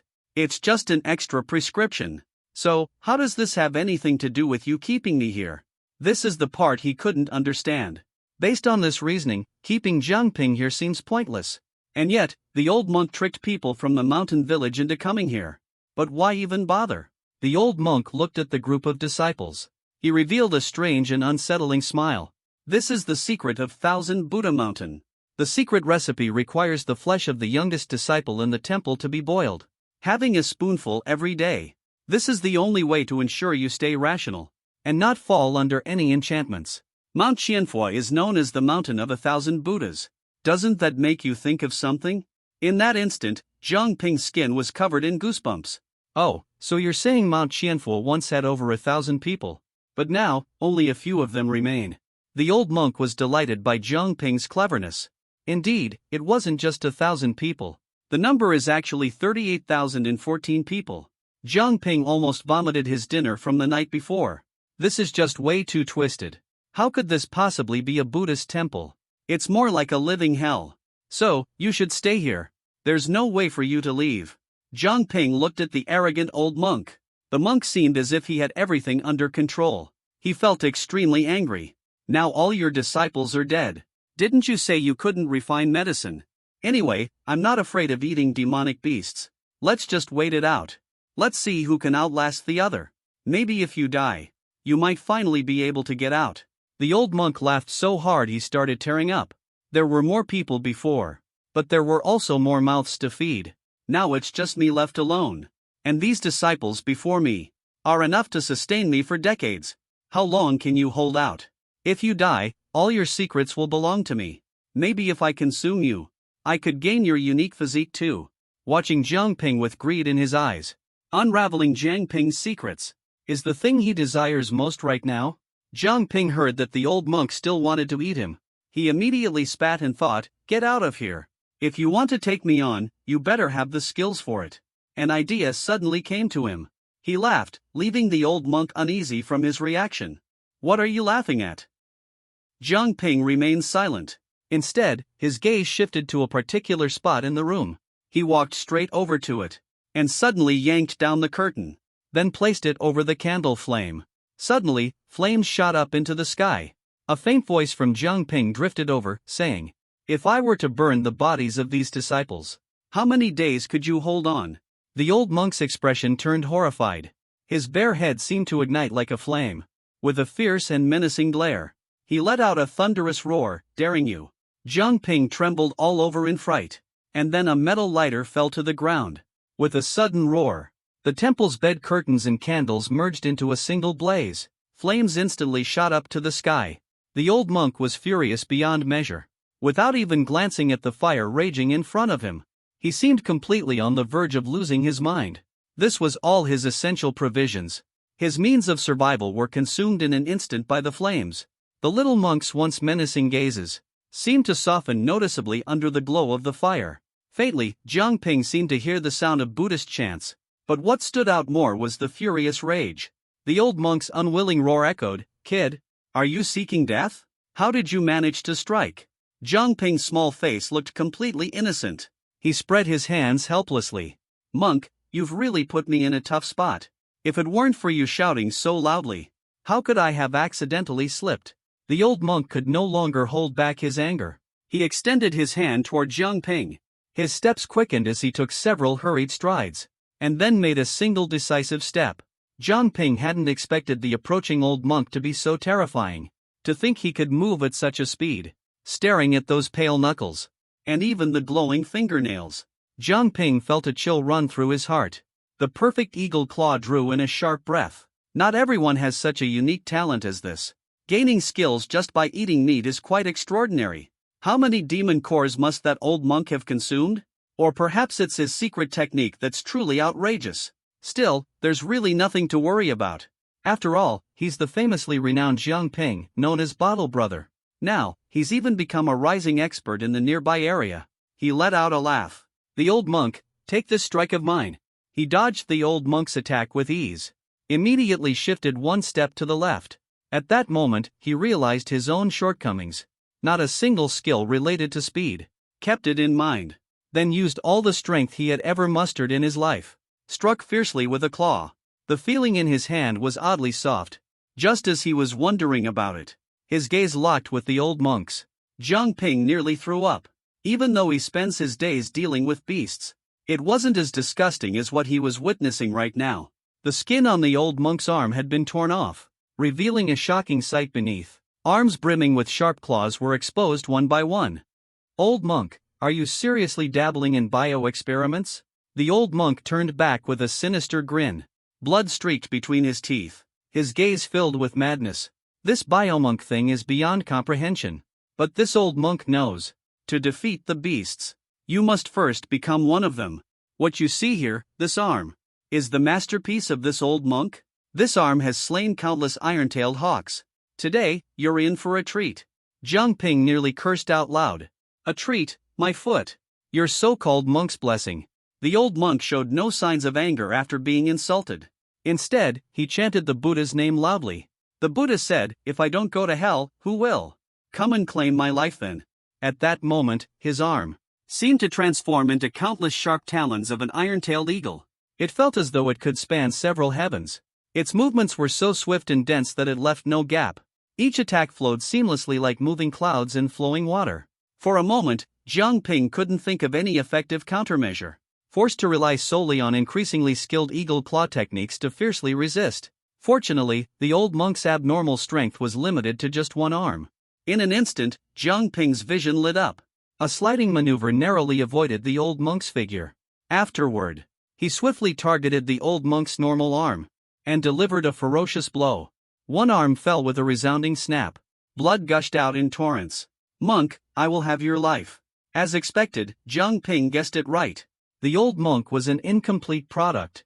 Or you could say, this was the extent of his abilities. After losing one of his arms, the old monk's balance was noticeably affected. Jiang Ping seized the opportunity. The old dog crouched low and delivered a fierce strike to the old monk's left leg. The left leg was broken as well. The old monk's eyes turned dull and lifeless. He never could have imagined it. Years of studying iron coins ended in failure just like that. In the end, even his right leg was cut off. Jiang Ping stood with his hands on his hips, laughing loudly. I'm so incredibly smart. Old monk, weren't you acting all arrogant? Come on, try again if you dare. The old monk's expression turned blank with confusion. He even forgot about the pain in his body. But before the words could be finished, closing his eyes, Jiang Ping's claws struck right on time. 5 bloody holes appeared on the old monk's head. Up until now, Jiang Ping finally let out a sigh of relief. He had finally taken down the old ghost. Although he seemed calm and composed, in reality, he was extremely nervous inside. After all, he had never been through something like this before. It was only after the fight was over. He suddenly felt that the old monk nearby seemed a bit specialized in one area. Moreover, there was no sign of using energy during the fight at all. It wasn't that he couldn't use it. Why was the old monk like this? Unable to figure it out, he simply stopped trying. At this moment, the temple was engulfed in roaring flames. Jiang Ping felt it was a bit of a pity. This time entering the rift, it seemed like he hadn't gained anything at all. Unlike the fortuitous encounters often described in cultivator stories, the rare treasures from heaven and earth don't match at all. With a sigh, it's clear that youth is still too inexperienced. Jiang Ping felt deeply guilty. Of course, if the old monk found out, he would definitely be furious. The old monk rallied the entire monastery to fight the iron-tailed eagle. They nearly wiped out the iron-tailed eagles completely. All of this was just to feed you. They've fed you to the brink. And yet you're still not satisfied.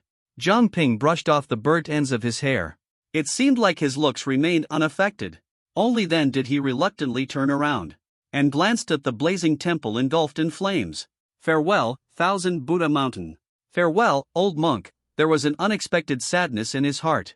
He began retracing his steps along the path he had come. The surrounding beasts seemed to have vanished overnight. He couldn't figure it out, but he decided not to dwell on it. After all, this world was full of strange and baffling events. It was no easy task to find the entrance to the crack. At this moment, the crack was radiating a brilliant light. With a swift move, he darted out of the crack.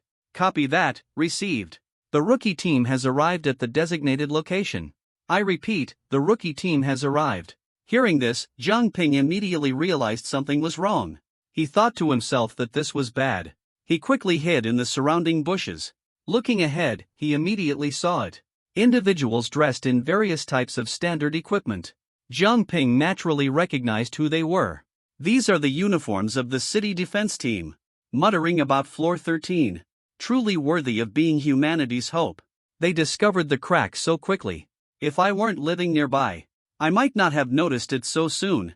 The timing just doesn't add up. Could this crack be the reason? Could this be an extremely rare time fisher? But something feels off.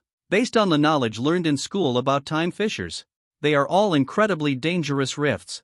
Mount Qianfu doesn't seem like the kind of place for that. Jiang Ping felt a bit skeptical. According to the records in the textbooks, there are many types of spatial rifts caused by alien invasions. Among them, time fissures rank among the most dangerous. And the most notable characteristic of time fissures is, when did you enter? And what time will you come out? No matter how many years you stay inside, you'll come out at the exact time you went in. This kind of rift is considered the most sought after. Once discovered, not only will it not be shattered, it will even be fought over by various forces.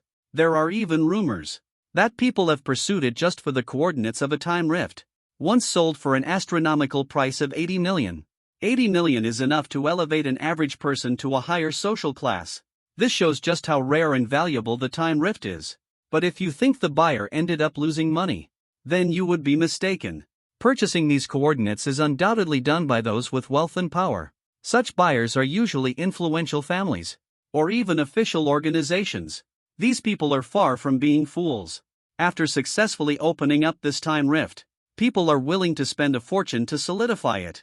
It not only stabilizes the structure of space, but also locks the flow of time. The speed of time depends on the rarity of the material, and ultimately determines how much space can be preserved. The cost required is astronomical, yet even so, it still attracts countless people. Time, the genius of the temporal realm, trains within such fractures. Achieve twice the results with half the effort. A decade in the life of an ordinary person. It's just 10 years. But for the genius of such a prominent family, 10 years for them could feel like 20. The exact amount depends. Directly tied to how deep their foundation goes. So even though it's incredibly precious, time rifts are still highly sought after. Thinking of this, Jiang Ping felt like he had missed out on a fortune. No, he felt like it was 10 fortunes. If he had known earlier that this was a time rift, he probably wouldn't have had any good solutions anyway. This opportunity was just too overwhelming. He couldn't handle it. He stared helplessly at the rookie squad in front of him, about to step into the rift. Jiang Ping's frustration over missing out on 10 fortunes grew stronger. His eyes were wide open in disbelief. Step by step, getting closer and closer, lifting a foot and stepping forward. An empty patch of grass. Jiang Ping almost cried out in shock. What had he just seen? At the very moment the rookie squad was about to step into the rift, the light of the rift vanished abruptly. It nearly caused even the lowest level spiritual beings to stumble. The rookie squad almost fell flat on their faces. The entire rookie team was completely dumbfounded. One petite female team member asked in confusion, "Captain, what just happened? Did we actually go in?" The captain was equally bewildered. Looking at the unchanged surroundings, he also showed a look of confusion. Maybe we didn't actually go in after all. The group fell silent. No one had any idea what had happened. Thoroughly study all the regulations. The team members have spent an unknown amount of time learning. For the first time, they began to doubt their own knowledge. The crack disappeared the moment it was stepped into. This defies logic. Most importantly, he stopped cultivating. It is widely known. Cracks only vanish after being completely cleared. Some need to be intentionally broken apart. But such a situation has never occurred before. It felt like playing hide and seek with them. Perhaps this adjective is quite fitting. Why don't we report it? No one knew who broke the silence. And then someone said something. The captain nodded in agreement. Jiang Ping, hiding in the bushes nearby, saw this scene, and almost burst out laughing. He covered his mouth tightly to stop himself from making a sound. This is just way too hilarious. Jiang Ping is experiencing a peculiar mindset right now. Earlier, it was the regret of missing out on a billion-dollar opportunity. But now he suddenly realizes that $1 billion is out of everyone's reach. This kind of feeling is as refreshing as enjoying a popsicle on a scorching summer day, even though it might not be ethical. Is it truly satisfying? The rookie team seemed to have received a response, and they left just a few minutes later. Out of caution, Jiang Ping waited for a few more minutes. Only then did he carefully crawl out from the grass. He dusted himself off and headed back home. Patting off the dirt, he made his way home. That night, Jiang Ping slept soundly, even though battles were happening outside. As long as he stayed within his own home, it felt like two separate worlds. Ordinary people sleeping peacefully would rarely know about such events. No matter the time, there are always people on this land moving forward under the dark night sky, carrying burdens in places invisible to others. The sky brightens completely. Upon waking up, Jiang Ping felt refreshed and energized. He stretched luxuriously. Without bothering to freshen up, he headed straight to the incineration room. There was still some leftover 8-fold howling moondog meat from yesterday. It must be completely wiped out. Perfect to serve as breakfast. Jiang Ping leaning over with his back arched, happily setting up the military pot, heating the oil in the pan, enjoying a hearty meal, patting the little round belly that's now full, perfectly round and full, feeling a deep sense of satisfaction. Now this is what real living feels like. Feeling full is truly a blessing. But that feeling didn't last long. Quickly got to cleaning up the pots and pans. Restored everything to how it was before my parents left. Don't ask why. Of course, it's because the week is up. My parents are coming back. In the morning, Jiang Ping saw a message from his parents, saying they would be returning today. The timing is just perfect for their return. Jiang Ping was getting ready to head to school for his studies. What kind of luck is this? In the past, he didn't have that level of skill. When it came to training classes, he would sleep whenever he could. Now he's about to starve. He couldn't afford a private tutor. But what's Jiang Ping's greatest strength? His face, the reputation he's built up over so many years. From the principal to the janitor, there's no one who doesn't know him. Seek some knowledge. Is that even a big deal? washing my face and brushing my teeth, getting ready to welcome my parents back. But while washing up, Jiang Ping's brows furrowed slightly. When did that happen? Who did this for me? He noticed it on his left wrist. Out of nowhere, a small red mark appeared. It was about the size of a woman's beauty mark near her eyebrow. Touching it didn't cause any pain or itchiness. Strange, it wasn't there before. Could it have something to do with that book? Surely it's not some kind of illness. He couldn't help but feel a bit worried. It's said that during peaceful times in society, many men with messy personal lives would contract a certain disease. But the location doesn't seem to match. Jiang Ping mumbled and studied for quite a while, but still couldn't figure anything out. And in the end, he had to set it aside for now. Just as Jiang Ping was about done tidying up, the front door lock clicked open. Jiang Ping immediately put on a playful smile. "Oh, Dad and Mom. My dear mother. I've missed you so much." And he dashed out with a little jog. The elderly couple looked completely speechless. Yao Yujing, the mother, still carried that commanding presence. "You little rascal, itching for trouble these past few days, huh?" Zhang Wanli stared at Jiang Ping in astonishment. "Son, you're looking full of energy." In the past, Jiang Ping never had enough to eat. How could he possibly look healthy? But over these past 7 days, he's been eating like a king. Naturally, his complexion improved. It's just that Jiang Ping still feels a bit scared right now. His parents might not be able to accept it right away. He doesn't know how to explain it for the time being. He wants to take a moment to settle down and explain things gradually. There's probably no significant change, right? Yao Yujing also gave Jiang Ping a suspicious look, observing him carefully. Jiang Ping found it hard to withstand such a scrutinizing gaze, thinking of him as an honest young man. Who could possibly be lying? Grabbed the backpack and dashed off in a flash. Waited until stepping out of the gate. Only then did the voice come through. "I'm heading to school to study. I've skipped class for too long." Jiang Wanli was stunned, staring at Jiang Ping's wife, who was already out of sight. "This is our son. Why would he be afraid of skipping class?" Jiang Ping deliberately avoided the street where the Dongfang Lan family lived. He took a longer route. When he arrived at school, he couldn't help but rub his eyes. Right after, a soft and plaintive voice was heard. "Brother Bottle, you're not keeping your promise. What about the book you said you'd give me? It's been 7 whole days. Do you even know what these 7 days have been like for me?" Jiang Ping slapped his forehead with a sigh. How could I have forgotten about this? He's well known for being fair and honest with everyone. He didn't show up as planned. That's the little brother from the Three Smalls group. The book that went from being a comic to a cookbook. It's the Jiang Ping spicy claws I brought for him. What a mess this turned into. Suddenly, an idea popped into my head. Let's just pretend we didn't hear that. Just wait until school's out, then go look for him.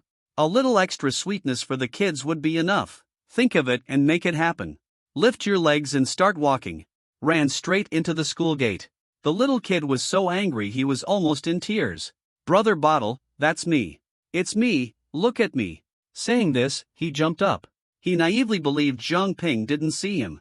Tried hard to jump high and catch up to the entrance. Stopped by the security guard. "Hey, little one. What are you doing here? This isn't a place for you." The little kid sniffled, feeling a bit upset. Let out a huff at the security guard. 3-year-old Xiaomi Lele. "It's just a school for cultivators. What's so special about it? Someday, I'll be able to come here too." This really puzzled the security guard. He was worried that if he kept talking, the child might start crying and be hard to calm down. He realized his tone was a bit harsh. With a forced smile, he said, "Young student. I trust you." Milil rolled her eyes dramatically. "Who do you think you are? Do I need your trust?" He was anxiously looking for Bottle Brother. The delay caused by the security guard held him up. There was no sign of Jiang Ping anywhere. "Wow, Bottle Bro." The security guard was stunned. They even said this kid was so hard to deal with. Hanging out with Jiang Ping. That makes sense now. Jiang Ping watched Lele's unwilling figure from the corner of the wall, letting out a deep breath. Suddenly, someone patted him on the shoulder. Jiang Ping was chased to the school by an elementary student. "You've really got some nerve, huh?" At the sound of this voice, Jiang Ping's body trembled slightly. His expression, which had just shown relief, instantly changed. Using his hand, he pried out 8 teeth. Shamelessly, he said to Lan Lan, "Do you think I need to change my teeth again?" My teeth have been hurting a bit lately.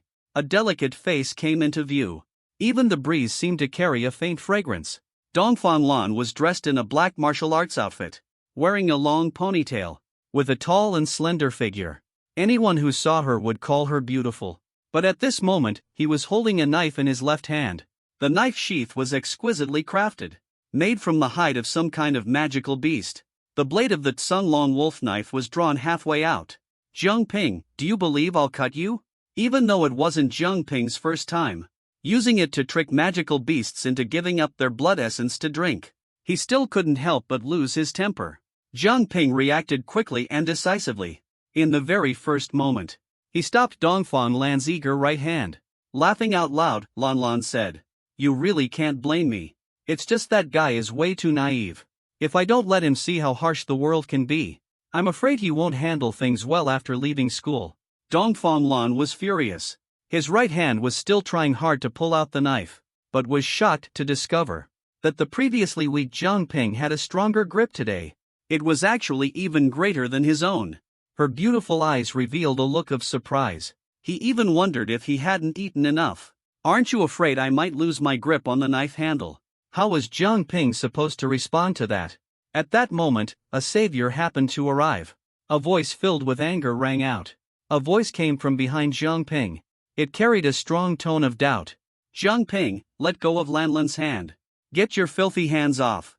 Jiang Ping turned around to take a look. He almost burst out laughing. Wasn't this none other than Li Zimu, the very person he owed? He turned his body around.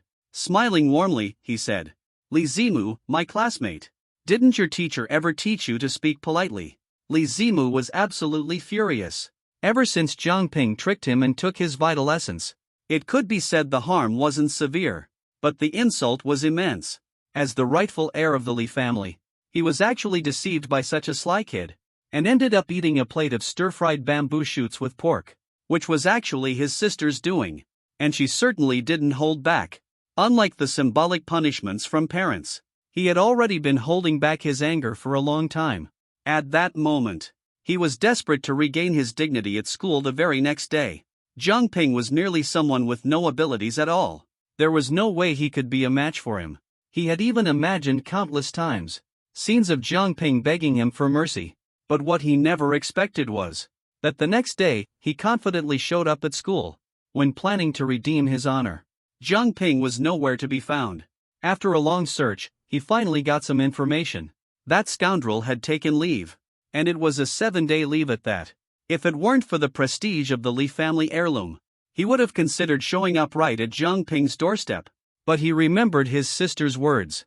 Matters of the martial world should be settled within the martial world. You have to solve your own problems.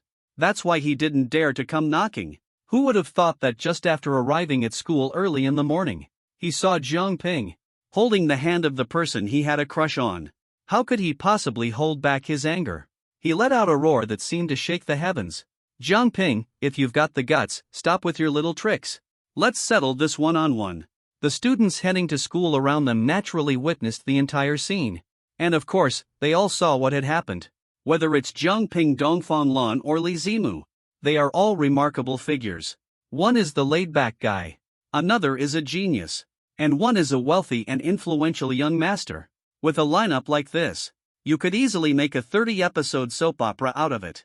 One by one, they all gathered around. When Li Zimu saw the crowd approaching, he didn't show the slightest sign of panic.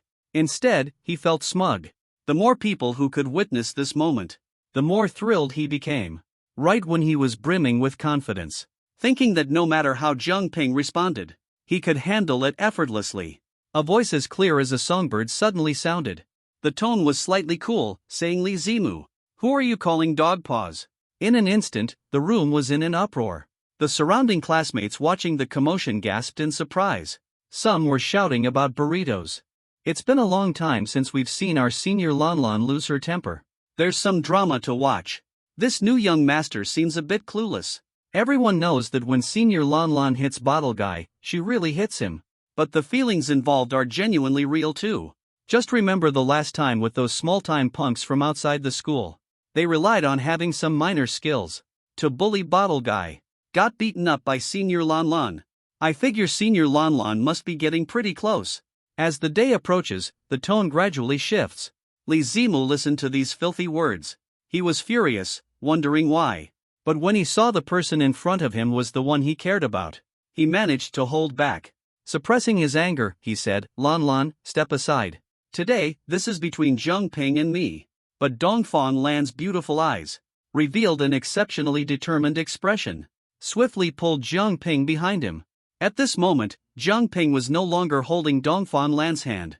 Unsheathed his blade resolutely, pointed at Li Zimu and said coldly, Zhang Ping's matters are also my matters. If you're thinking about reclaiming the vital blood, I'd advise you to stop dreaming. If you lack sound judgment, you have no one else to blame. With a loud bang, Li Zimu felt as if he had been struck by lightning over and over again. He couldn't believe it. That the person he liked would treat him this way. And all because of a worthless person. A young man who couldn't cultivate.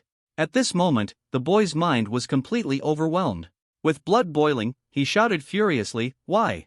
Then he began lashing out at Zhang Ping in a frenzy. Zhang Ping, are you even a man? Always hiding behind a woman. What kind of man are you? Even Zhang Ping, standing behind Lan Dongfang, couldn't help but laugh. This kind of question isn't even worth his time to explain. Casually pointing at a classmate eating a burrito. Smiling warmly, he said, Little Huang. Why don't you explain it to young Master Li? Little Huang quickly finished the burrito in his hand, then stepped out from the crowd. Proudly clasping his hands, he addressed everyone around him. The rest of the crowd erupted in boos. Little Huang didn't seem to mind at all. He proudly declared, Young Master Li, it's obvious you're not from around here. You have no understanding of the local customs. At our school, or rather, in our South City, all the schools have an unwritten rule among the students. His expression was as if he were commanding the world. For a moment, Li Zimu actually got swept along, blurting out something about rules. Xiao Wang chuckled. He slowly said, Bottle Brother is someone everyone needs to protect. Today, don't mention you're some kind of young master. And don't bring up that you're some big shot. But here in South City, you absolutely cannot mess with Brother Tingzi. Pointing at Dongfang Lan, Jin Lan Lan, and senior sister, he said they'll beat you up. If you dare harm even a single hair on Brother Tingzi, even my classmate Xiao Huang, and everyone else within your sight, will beat you up. Do you believe it could happen in an instant? Li Zimu was thrown into disarray. At that moment, the classmates who were just laughing suddenly started marching in unison and silently stood behind Dongfang Lan. Some had training sessions today and brought out the weapons they were holding, while others did not have any training sessions. Casually, he pulled out something that felt solid. Over 100 people stood in unison in front of Zhang Ping, behind Dongfang Lan. The sight was so terrifying that Li Zimu kept retreating. Li Zimu was truly on the brink of losing his mind. The only thought running through his head was that it couldn't be true. Impossible, absolutely impossible. What gives him the right? Why, after all my inquiries, he's nothing more than a useless person incapable of cultivation. Why are all of you siding with him? And you, Dongfang Lan, what's wrong with me? You think I'm not good enough for you? All of you are so blind. Xiao Huang couldn't stop laughing at Li Zimu's words. He was laughing so hard he could barely stand up straight. Young Master Li, who did you get your information from? Li Zimu's eyes widened instantly. You all teamed up to deceive me. He's no fool. Seeing the attitude of the classmates now, he understood everything. He asked around about Zhang Ping. Naturally, he inquired through the students. He even spent quite a bit of money. But if what this Xiao Huang said is true, Zhang Ping is being protected by everyone. There's no way he could find out anything. At this moment, Zhang Ping was also watching the scene in front of him. He felt quite proud inside.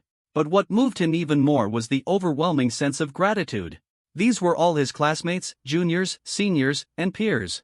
However, the feeling of gratitude couldn't last too long. It might end up hurting himself if he dwelled on it.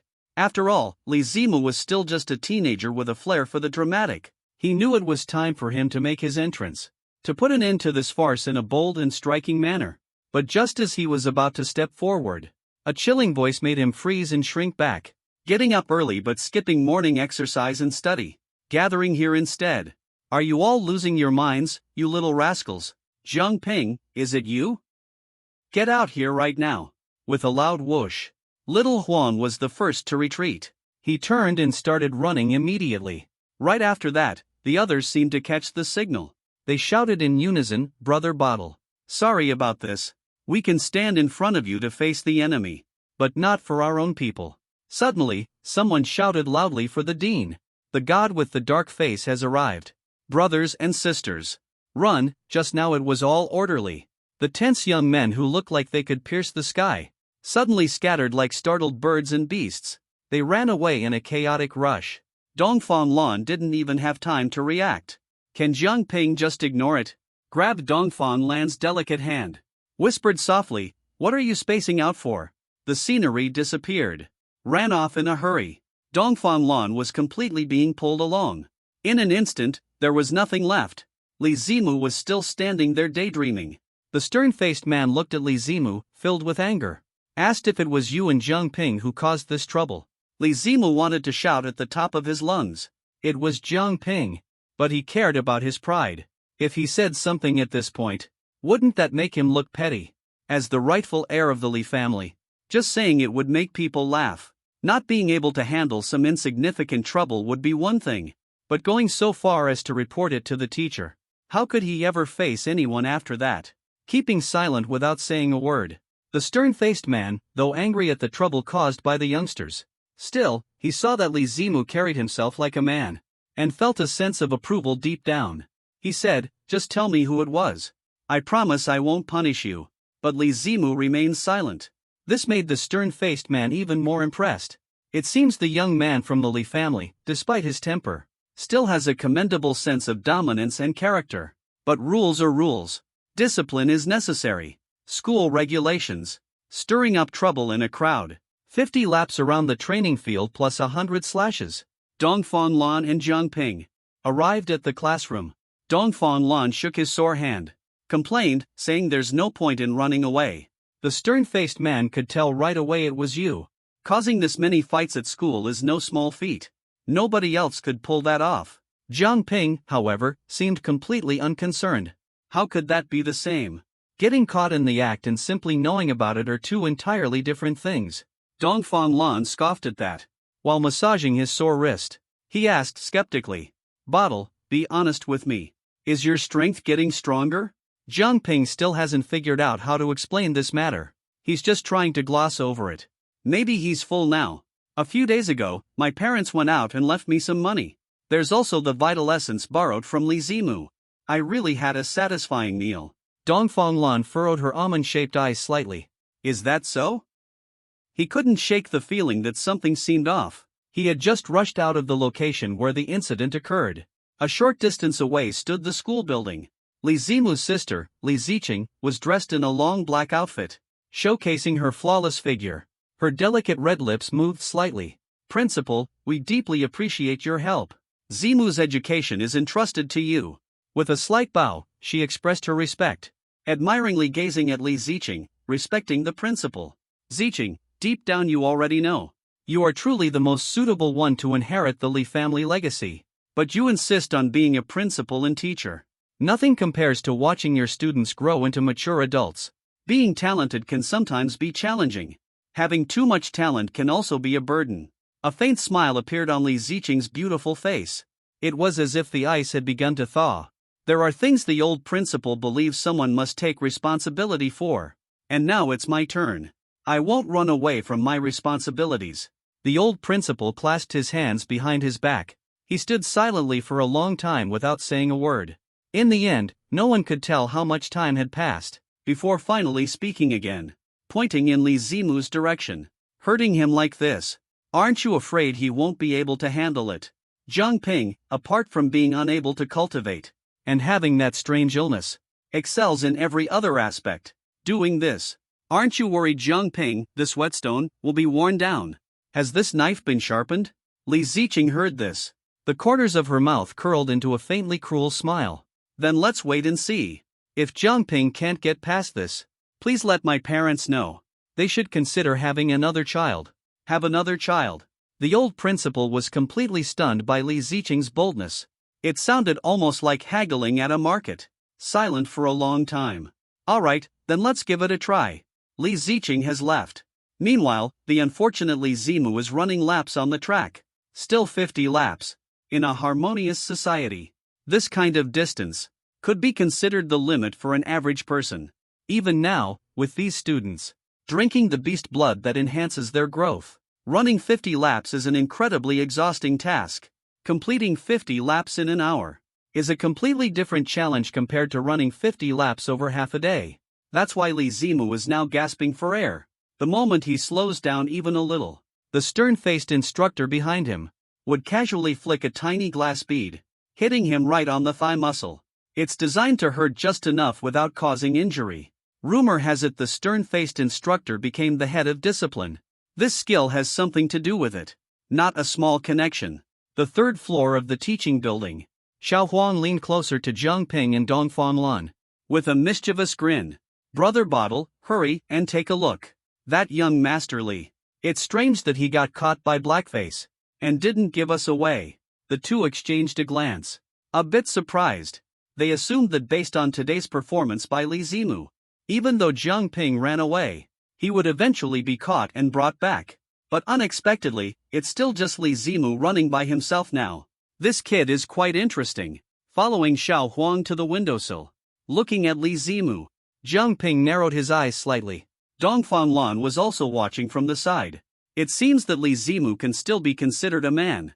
Before long, the sound of the class bell rang. Mr. Bai, who was in charge of teaching guidance techniques, arrived. The students quickly returned to their seats in the classroom. Each of them looked as well behaved as little angels. Mr. Bai is not a woman. Instead, he is a man. A man with a strong and sturdy build.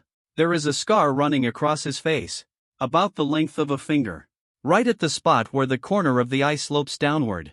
Just looking at it gives off an extremely menacing vibe. That's why very few people rush to attend Mr. Bai's classes. It's said that this scar was left from Mr. Bai's time serving on the front lines. No one knows whether it's true or not. Either way, it has become a bit of a school legend, compared to his usual drowsy demeanor. This time, Zhang Ping was listening with extraordinary focus.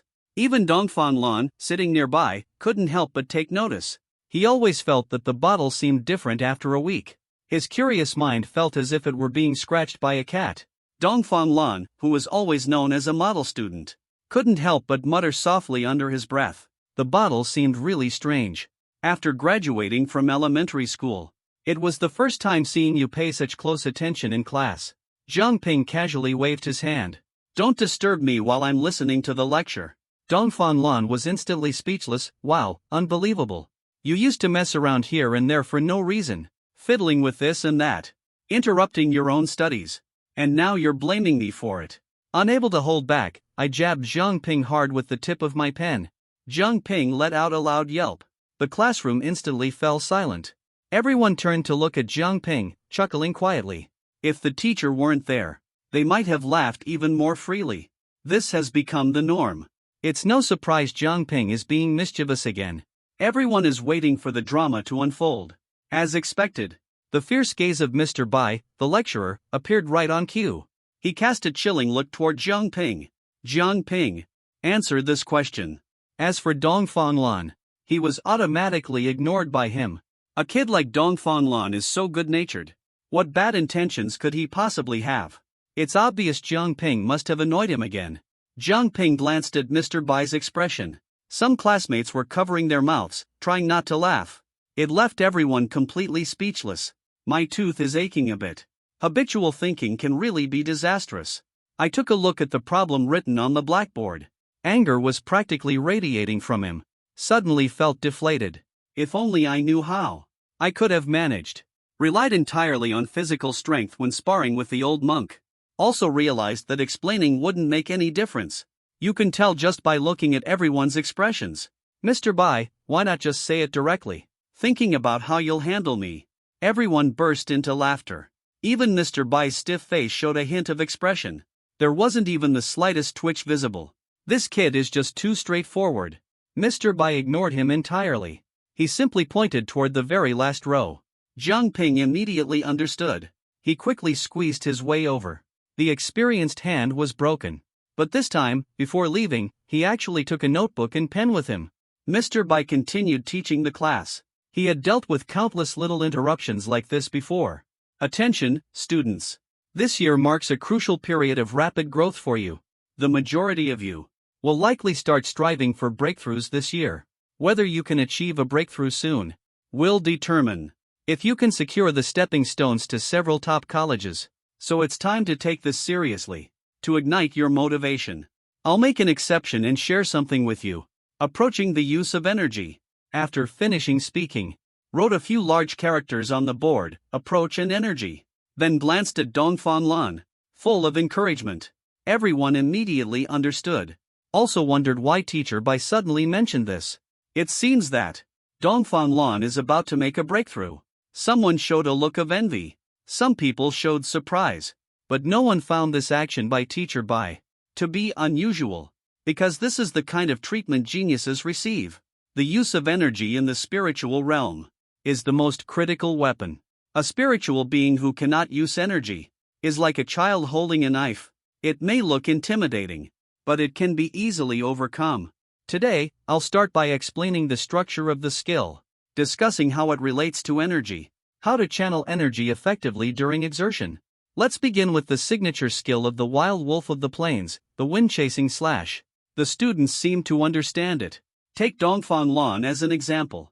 He was completely captivated as he listened, because the inner core he's currently consuming happens to be from the wild wolf of the plains. It's clear that Teacher Bai is well informed, even those who couldn't fully grasp it. It was truly an eye-opening experience. Mr. Bai spoke eloquently and with great enthusiasm. Dongfang Lan filled several pages with notes. Just as the session was about to wrap up, Jiang Ping, standing in the back row, could no longer hold back.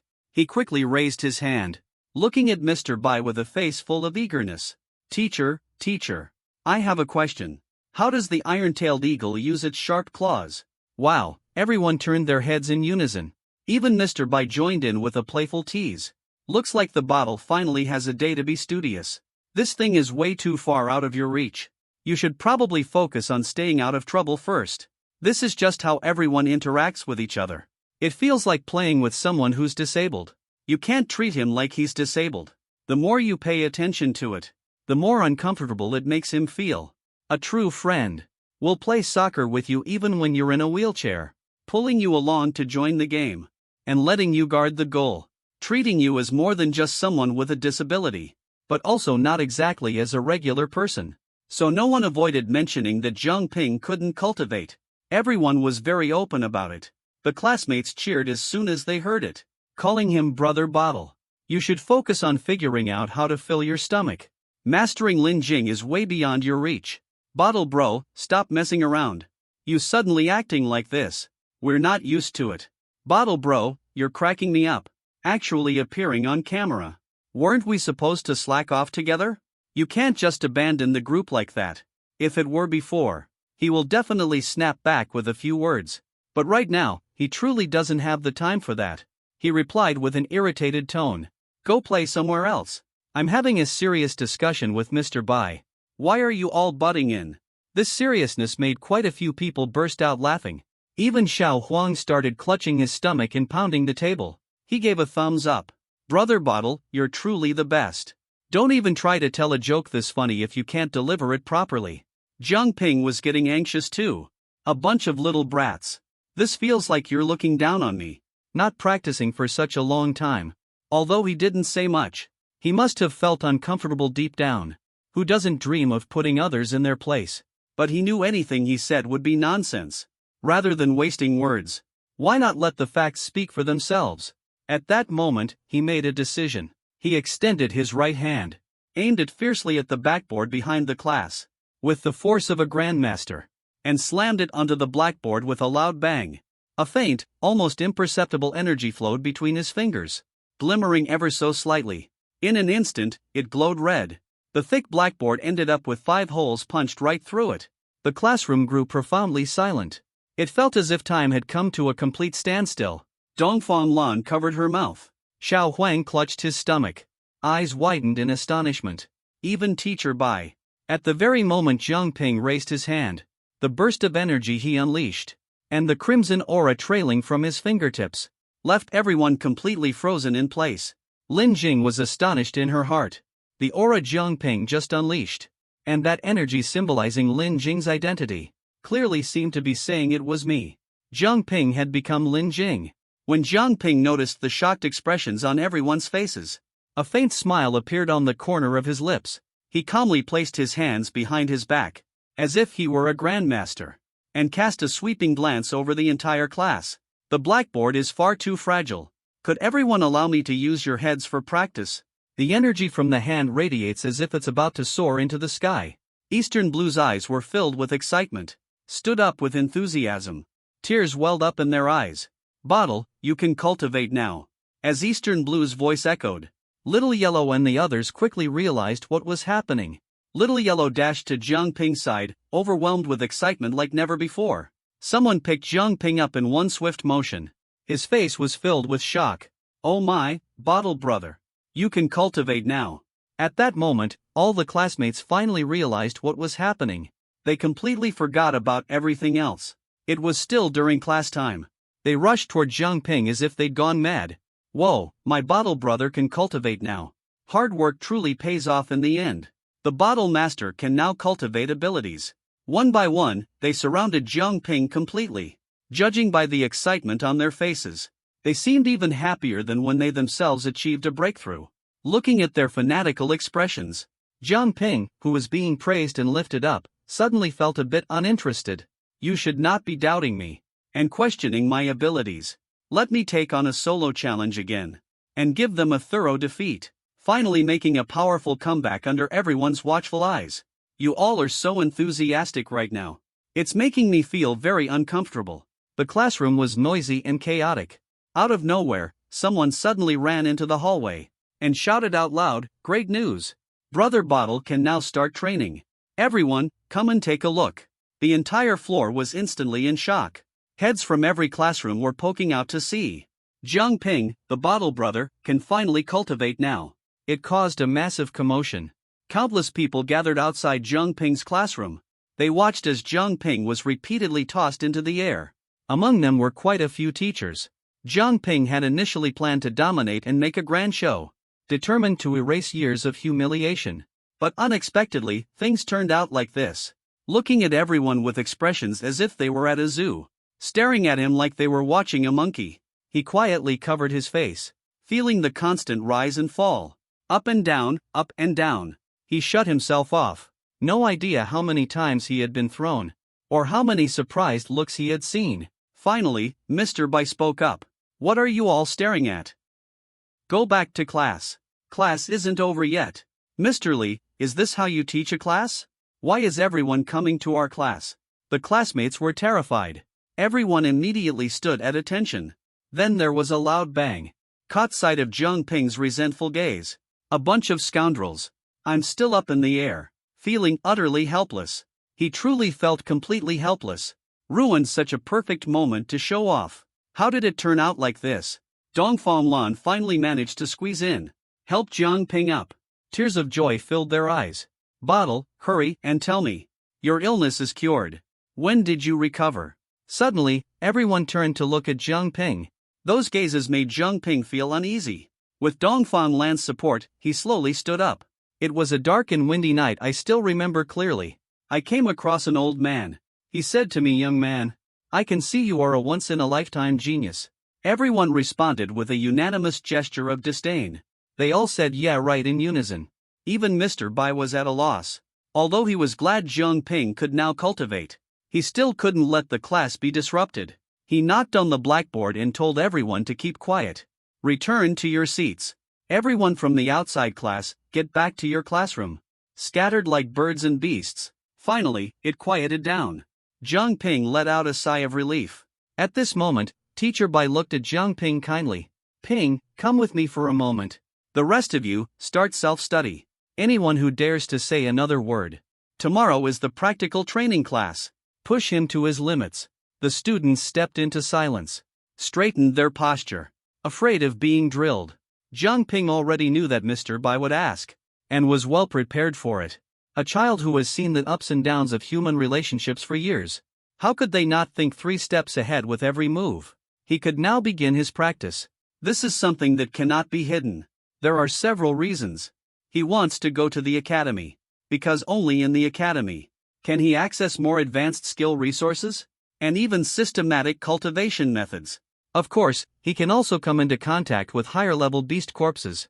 If he were to stay outside guarding a crematorium, his chances of getting something nearby are slim. Secondly, without mentioning his own cultivation, how could he openly learn? So he spent a lot of time thinking.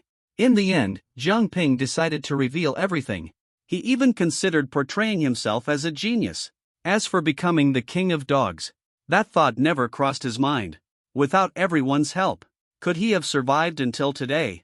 Seeing his classmates head to the battlefield after graduation, while he hides in the background, pretending to be someone who's always asleep.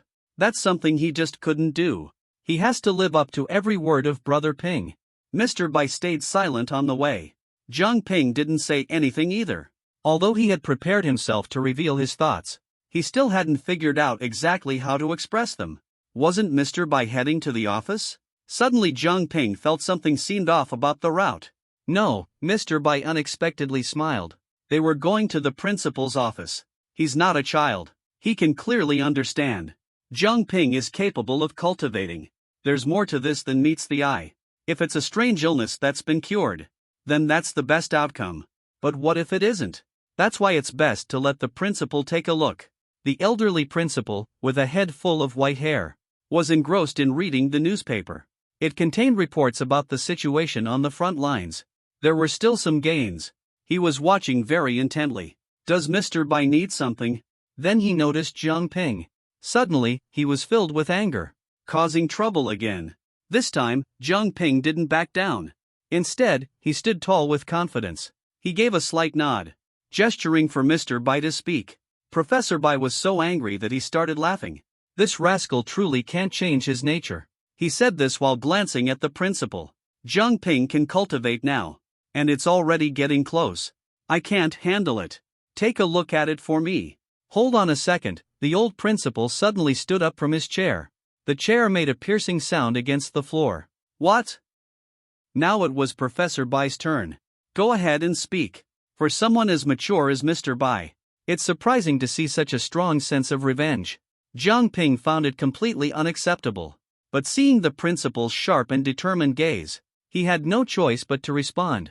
I honestly have no idea. Anyway, didn't I see you last week? And drank the essence of blood you gave me. Then I fell asleep again. I was back to normal the next day. So this is something you should be asked about. Where does the vital essence come from? Is there something extraordinary about it? The old principal's mouth was wide open. And with that, Jiang Ping shrugged his hands. It wasn't that he didn't want to tell the truth, but it was just too unbelievable. Beast meat is not edible. That's a widely acknowledged fact, deeply ingrained in one's very being, an entrenched belief or idea. If he were to actually say it out loud, not only would he fail to explain it himself, clearly unable to make sense of it, it might even lead to some uncontrollable outcomes. The ability to cultivate this skill is unusual, yet it is still something that can be rationalized. But the act of eating demonic beast meat is truly beyond explanation. The old principal fell into deep contemplation, then picked up the phone from the table, asked seriously to the other end, hello? The beast blood essence you brought me last time. Where did it come from? The other person was his son. A son serving in a special forces unit. Receiving this call left him a bit confused. Dad. No one knows what the two talked about. After hanging up the phone, the old principal showed a look of surprise and delight. Pointing at Jiang Ping, he exclaimed, you little rascal. What incredible timing. That essence blood was obtained by my son who works in a certain department. He offered it as a gift to me. I never thought it would end up with you. I heard it's the essence blood of a beast king. I just found out myself. If I had known it was Beast King's essence blood, I definitely wouldn't have given it to you. Jiang Ping's eyes widened in astonishment. I can't believe this worked. I completely made it up. And then there's the vital blood essence. Judging by his tongue that has tasted countless blood essences, it doesn't seem particularly special. When Mr. Bai heard this, his eyes almost popped out in disbelief. The Beast King's blood essence. You're willing to give it away. That kid, the old principal said nonchalantly. I already told you I didn't know at the time. Who would have thought it was the essence blood of the Beast King? It's also my fault that my son didn't explain clearly. He said it was for strengthening my health. That kid really lucked out. After finishing, he then turned to Mr. Bai and said, "Shall Bai, you handled this matter very well. Since you know what's going on, then go to class now. You said this guy made 5 holes in the blackboard. Make him pay." Jiang Ping stared intensely at the old principal. "Come on, our school is well established and resourceful. Would it really hurt to miss out on this little thing from me? Besides, it wasn't intentional on my part. Isn't it because no one believes me? Mocking me as if the old principal completely disregards it. If they don't believe you, I do. Who doesn't know about the mockery aimed at you? You're the bottle brother everyone talks about. What else did you think? The title of disgrace in the education field of South City belongs to me. Where did it come from? You have to listen to the old principal." Hearing this, he immediately quieted down. There was really no way for him to argue against that. After all, you can't bite the hand that feeds you. Quietly followed behind Mr. White. Only whispered after stepping outside. "Mr. White, surely you're not that stingy." Eagerly looking on. A faint smile appeared on Mr. White's lips. "That depends on how well you perform. Let's head to the training room. Let me take a look at what's going on with your spiritual realm. Is the Beast King's essence blood really that incredible? The Beast King is a high-level demonic beast after all. The blood essence of such a beast is simply out of reach for the average cultivator. Typically, the moment it appears, it gets divided up immediately. Now that someone managed to get their hands on it, of course there's curiosity. Not only could one cultivate, it also cured a strange illness, and allowed entry into the spirit realm overnight. Even made teacher by subconsciously lick his lips. Should we call up some old friends and go for a hunt? The Beast King said, touching the scar by his eye. After the two of them left, the smile on the old principal's face vanished. His calm demeanor also disappeared. He immediately dialed a red phone. "This is a dedicated line. Hello, this is Wang speaking on behalf of Mo Jingqi. I don't care what method you use. Lock the records of one student from our school. Without top-level access. You can't check it." The other side was shocked. "Teacher, please don't joke around. This is asking me to make a mistake." The old principal started cursing on the spot. "Don't you dare mention mistakes to me. You made fewer mistakes back then.